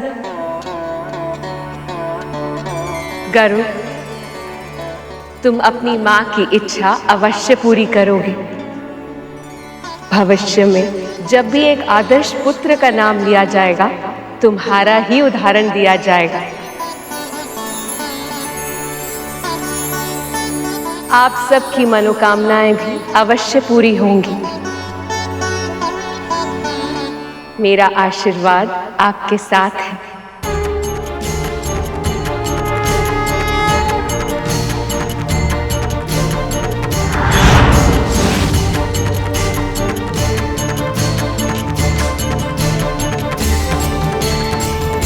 माँ की सबसे बड़ी इच्छा तो यही है कि मैं प्रभु नारायण की सेवा करूं, और मेरी भी बस यही एक मनोकामना है कि नवरात्रि के सभी व्रतों को पूरे विधि विधान से पूरा करके मैं अपने प्रभु का वाहन बन पाऊं।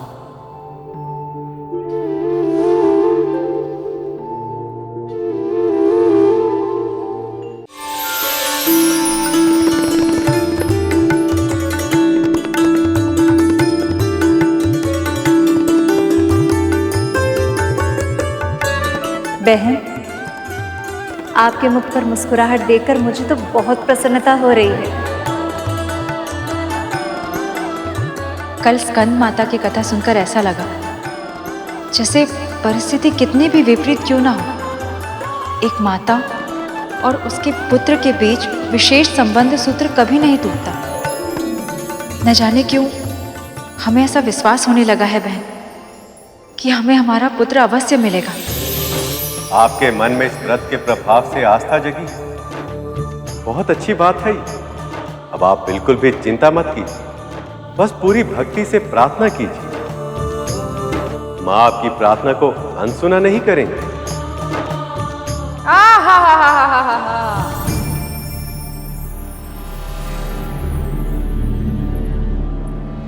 व्यक्ति गाय पाले, भौ भौ करता श्रवण पाले, किंतु भ्रम कभी ना पाए।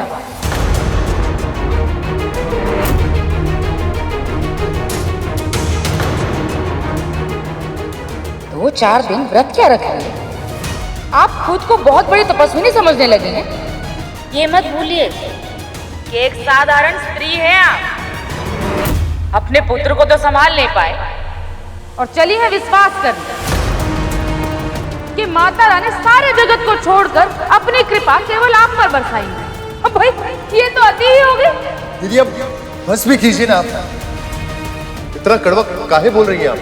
हम तो केवल सच बोल रहे हैं। ये जो आपके अतिथि है ना छोटे, ये तीनों माता रानी की कथा सुनने सुनाने के बहाने भाभी को उल्टी सीधी पट्टी पढ़ा रहे हैं। बहुत अच्छे से जानते हैं हम ऐसे लोगों को। हाँ नहीं तो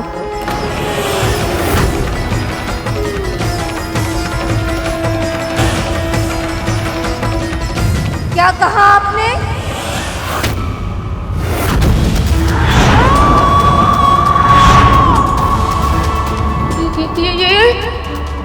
ये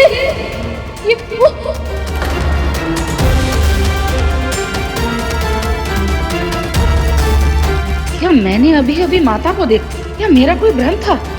स्त्रियों का इस समाज में सहज जीवन जी पाना पहले से कठिन है, और आप एक स्त्री होकर भी दूसरे स्त्री के मार्ग पर कांटे बो रही है। आपको तो इन्हें मानसिक शांति देनी चाहिए, किंतु आप इन्हें मानसिक संताप दे रही हैं। नहीं नहीं, ऐसी कोई बात नहीं है। छोड़िए ना, छोड़िए, आगे बढ़ते हैं, है ना?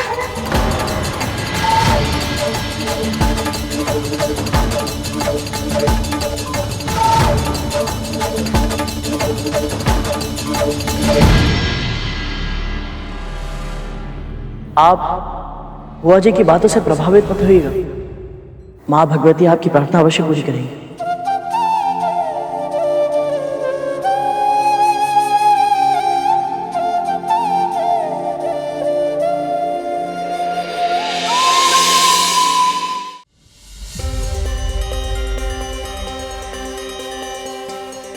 अब तक आप सबने सुना कैसे माँ ने शैलपुत्री के रूप में महाराज हिमवंत के घर जन्म लिया। आपका विवाह उन्हीं के साथ हो जिन्हें पति रूप में प्राप्त करने की इच्छा समय आपके हृदय में सहज रूप से प्रकट करे।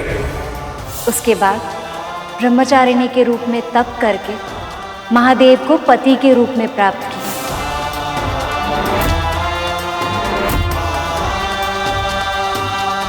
फिर चंद्रघंटा के रूप में घंटानाद करके उन्होंने बुरी शक्तियों का नाश किया।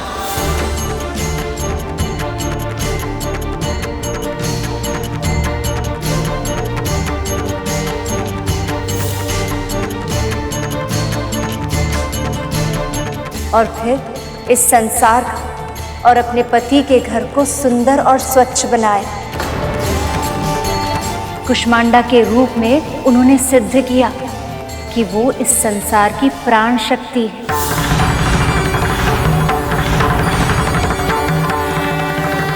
और फिर स्कंदमाता के रूप में कार्तिकेय और गणेश को जन्म देकर उन्हें योग्य बनाया।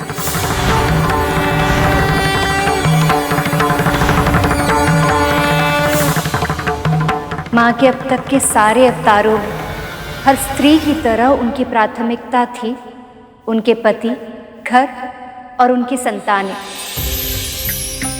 किंतु एक स्त्री का अस्तित्व केवल घर के 4 दीवारों के भीतर नहीं होना चाहिए। अपने घर संसार के साथ साथ एक स्त्री समाज, संसार और जन कल्याण के लिए बहुत कुछ करने के लिए सक्षम है।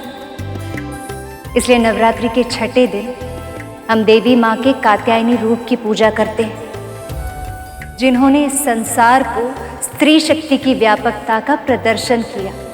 माँ का ये रूप कैसे उजागर हुआ था माँ?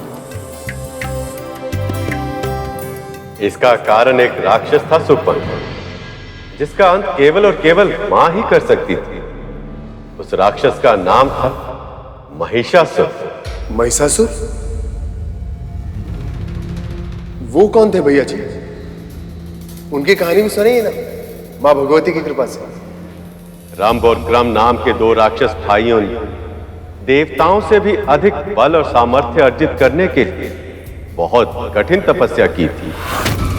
ओम नमः शिवाय, ओम नमः शिवाय, ओम ब्रह्मदेवाय नमः, ओम ब्रह्मदेवाय नमः। रंभ की तपस्या से प्रसन्न होकर महादेव ने उसे एक वरदान दिया कि उसे एक महाशक्तिशाली पुत्र प्राप्त होगा, जो अपनी भीषण तपस्या से अमरता के समान अद्भुत वरदान प्राप्त करे। तथास्तु। ये सुनकर रंभ तो प्रसन्न हो गए, किंतु देवराज इंद्र और अन्य सभी देवता चिंता में डूब गए।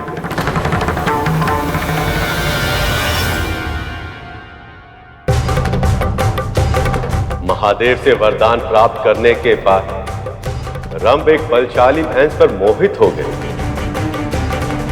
और उस महिषी के साथ संगम से उसे एक बलिष्ठ पुत्र प्राप्त हुआ, जिसका नाम रखा गया महिषासुर। महिषासुर, महिषासुर।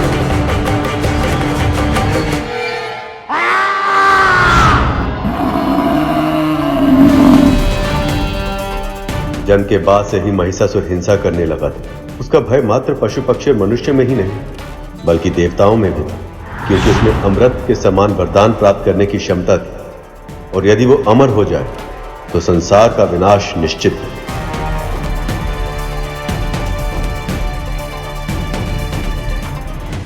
महिषी के साथ संगम से उसे एक बलिष्ठ पुत्र प्राप्त हुआ, जिसका नाम रखा गया महिषासुर।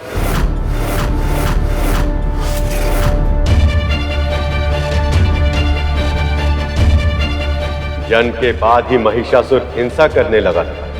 बिना किसी कारण के अपने निकट के जीव जंतुओं को सताने लगा। उसका यह स्वभाव देखकर देवता भी भयभीत हो गए। उन्हें लगा कहीं क्रम ने भी वरदान में महिषासुर जैसा पुत्र मांग लिया तो संसार में अस्थिरता आ सकती है।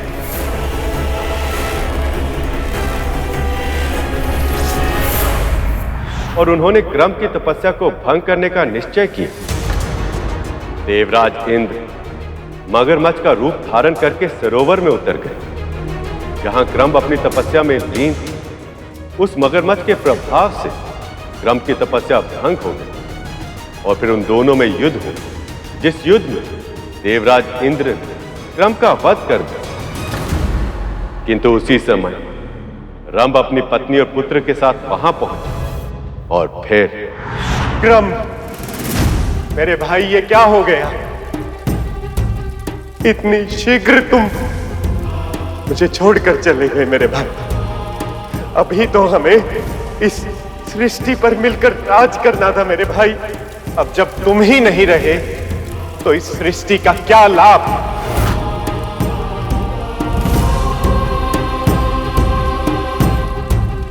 और क्या लाभ ऐसे राजपाट का? नहीं मेरे भाई, मैं तुम्हारे बिना जीवित नहीं रह सकता।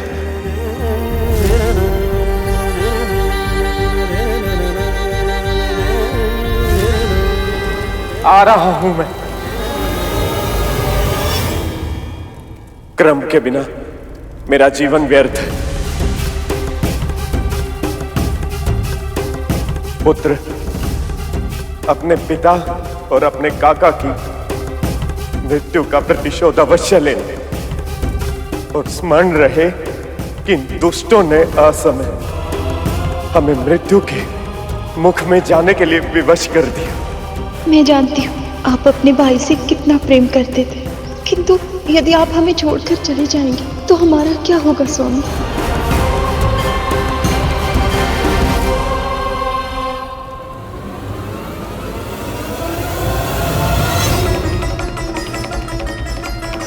स्वामी, स्वामी! नहीं,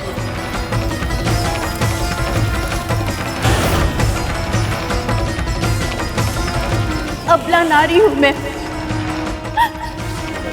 अपने स्वामी के बिना इस संसार में जीवित रहने की कल्पना भी नहीं कर सकती मैं भी इस देह का त्याग करूंगी। नहीं माँ, पर तुझे हम सब की मृत्यु का प्रतिशोध लेना होगा। देवताओं के राजा इंद्र से उसका सिंहासन छीनकर तुझे त्रिलोक का स्वामी बनना होगा।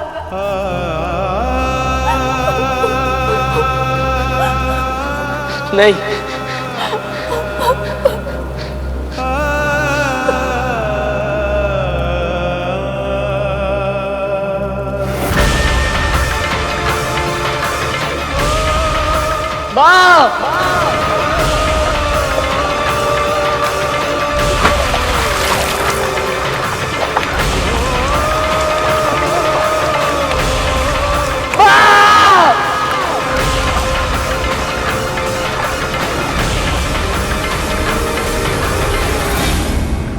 इन देवताओं के छल और धृष्टता के कारण असुरों ने ऐसे ही प्राण गंवाए हैं, किंतु मैं अब असुरों के साथ और अहित नहीं होने दूंगा।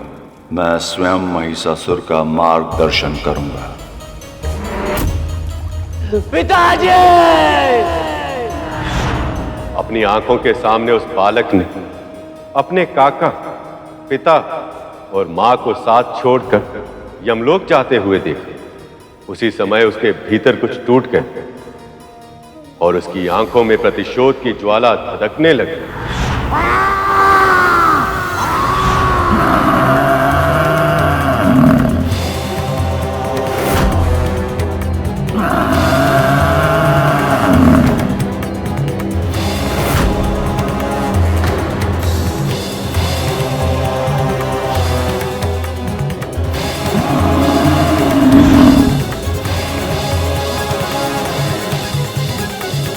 असुरों के गुरु शुक्राचार्य को उस बालक की असीमित शक्ति का आभास पहले से ही हो गया था।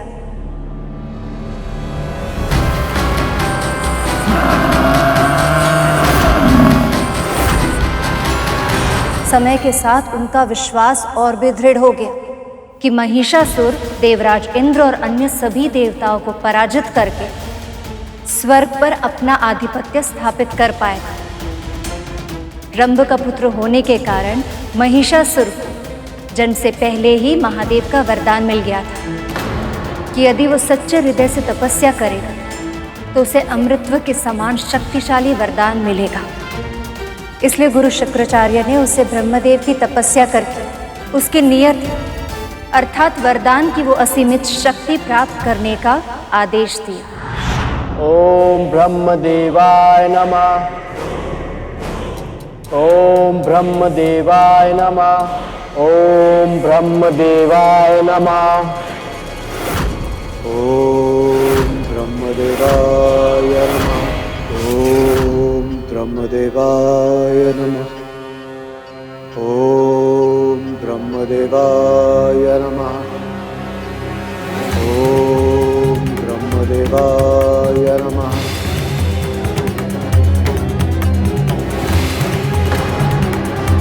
इसके तपोबल में निरंतर होती वृद्धि हमारे लिए संकट का सूचक है। अब तो बस एक ही उपाय शेष है, हमें इसकी तपस्या भंग करनी होगी। मुझे देवताओं का षड्यंत्र रोकना होगा। मुझे महिषासुर की तपस्या की रक्षा करनी होगी।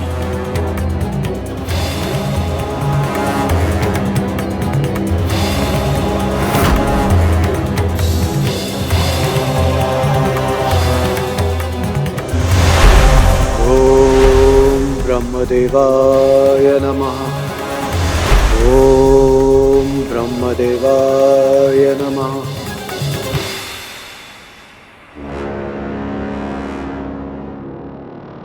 ओम ब्रह्मदेवाय नमः।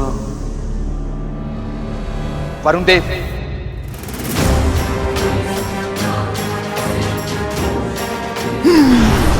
ओम ब्रह्मदेवाय नमः।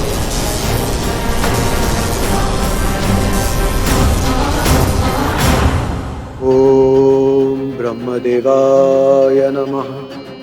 अग्निदेव,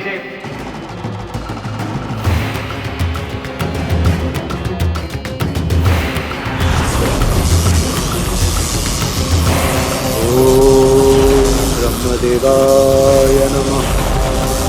ओम ब्रह्मदेवाय नमः।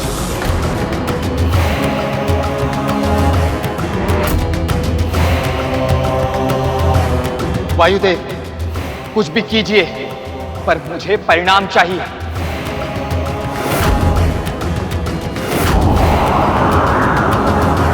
ओम ब्रह्मदेवाय नमः।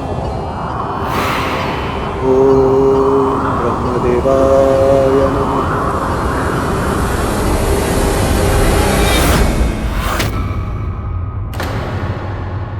तुम देवताओं की शक्ति इतनी भी अधिक नहीं कि मेरे सुरक्षा कवच को भेद पाओ। इसकी तपस्या अवश्य पूर्ण होगी। महिषासुर अपने लक्ष्य को अवश्य प्राप्त करेगा। ओम ब्रह्मदेवाय नमः। एक और असुरों के गुरु शुक्राचार्य महिषासुर को अमृतत्व की ओर ले जा रहे थे, तो दूसरी ओर देवी पार्वती को आने वाले संकट का अनुभव होने लगा। अभी उन्होंने सक्रिय रूप से इसका अनुभव नहीं किया था, किंतु धीरे धीरे उनका मन कैलाश से भटकने लगा था, क्योंकि उन्हें चिंता थी अपने रचाई हुई संसार की और उसमें रहने वाले संतानों की।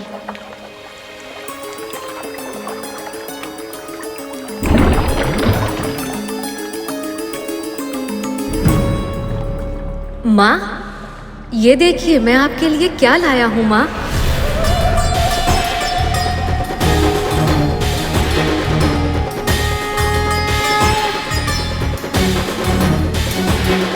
अरे ये क्या हो रहा है? और माँ इतनी विचलित क्यों प्रतीत हो रही हैं?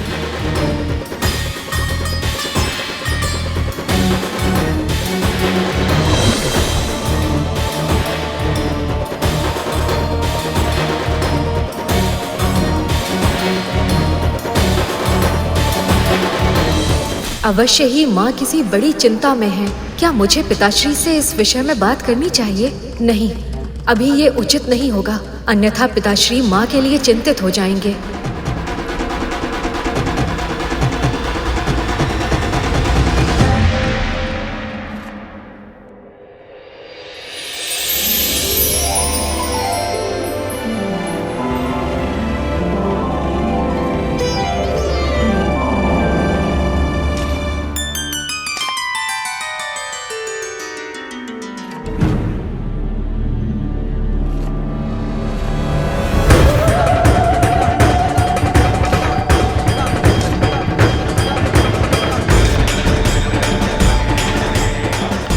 नंदी जी, माँ के हाथ में तो चाकू है, लेकिन इनकी परछाई में ये इतनी बड़ी तलवार कैसे दिखाई दे रही है?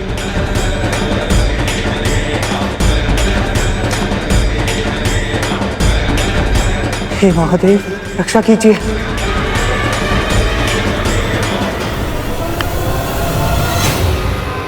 क्या हुआ?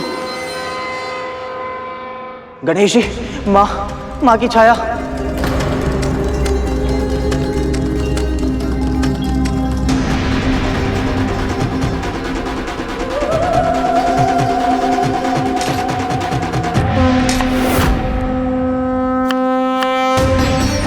मेरा भय सत्य था। माँ अवश्य ही किसी चिंता में है, किंतु प्रतीत होता है उन्हें स्वयं उनकी इस अवस्था का आभास नहीं।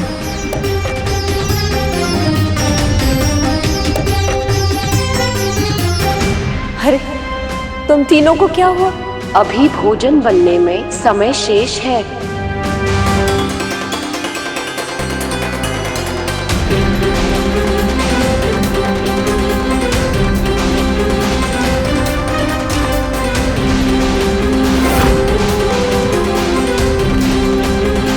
माँ के प्रतिबिंब में जिन विचित्र भावों की झलक दिख रही है, वो अवश्य ही भविष्य की किसी घटना का संकेत है। पर किस घटना का और क्या कारण हो सकता है इसका?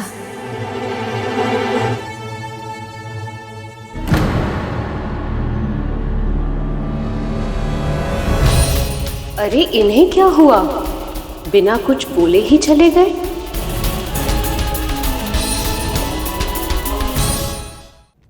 महादेव, महादेव, सहायता महादेव। महादेव, महादेव, हम सब प्रयास के बाद भी महिषासुर की तपस्या भंग नहीं कर पाए। यदि उसकी तपस्या पूरी हो गई और उसे अमृत का वरदान मिल गया तो संसार को नष्ट होने में अधिक समय नहीं लगेगा प्रभु। जो संसार मेरी संतानों की क्रीड़ा भूमि है, उसे नष्ट नहीं होने दूंगी मैं।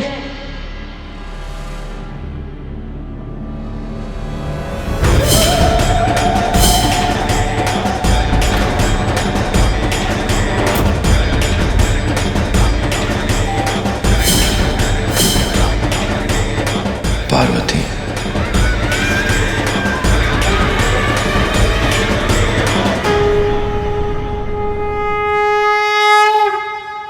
शांत हो जाइए आप सब।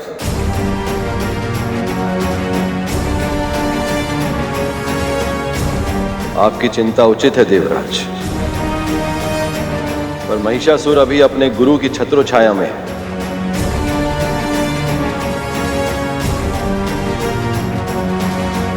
और गुरु का मान हमें रखना ही होगा। पर संकट सामने है, ये जानते हुए भी शांत रहना और उसकी प्रतीक्षा करना, ये उचित नहीं है महादेव। हमें महिषासुर को अमर और अपराजय होने से रोकना होगा।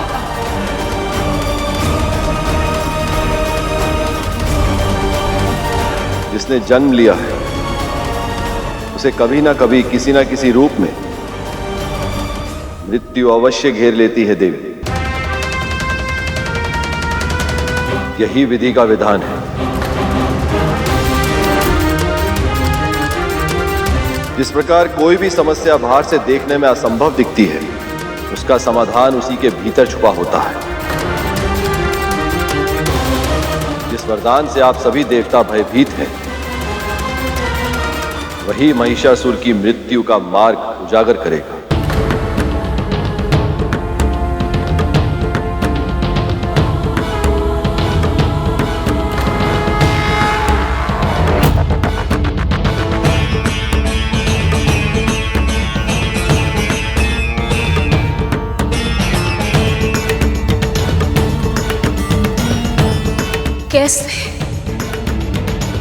कैसे महादेव?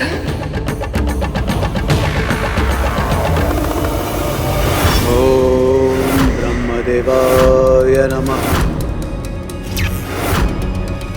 ओम ब्रह्मदेवाय नमः।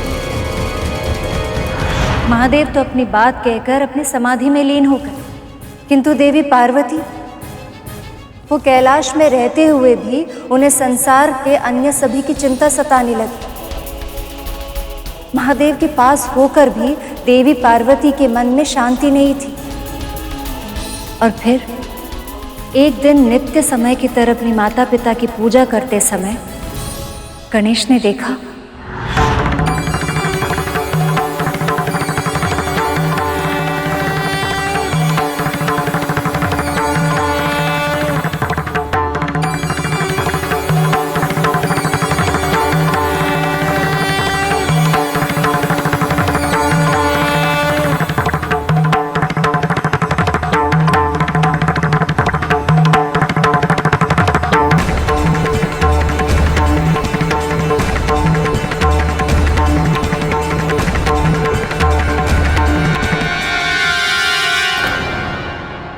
अरे ये क्या, माँ कहाँ चली गई?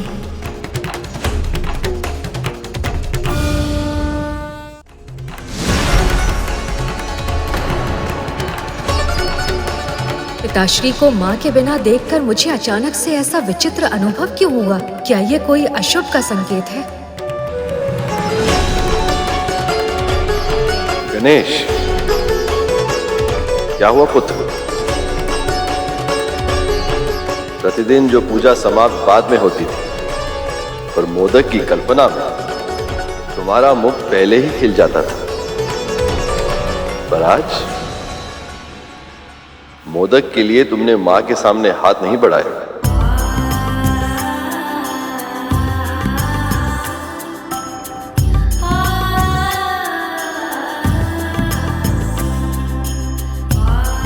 माँ, आप मुझे छोड़कर कभी नहीं जाएंगी ना?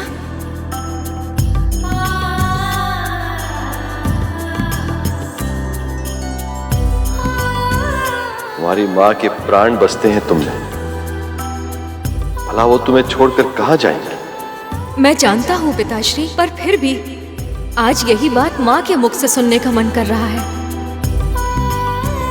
कहिए ना माँ, मुझे छोड़कर कहीं नहीं जाएंगी ना आप? कभी नहीं ना?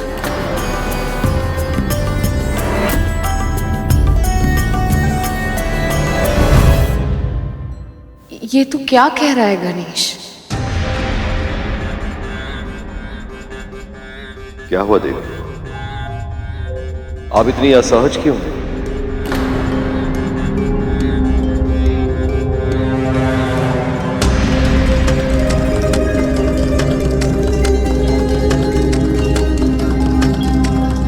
माँ। गणेश, चिंतित ना हो पुत्र, मैं तुम्हारी माता से बात करता हूँ।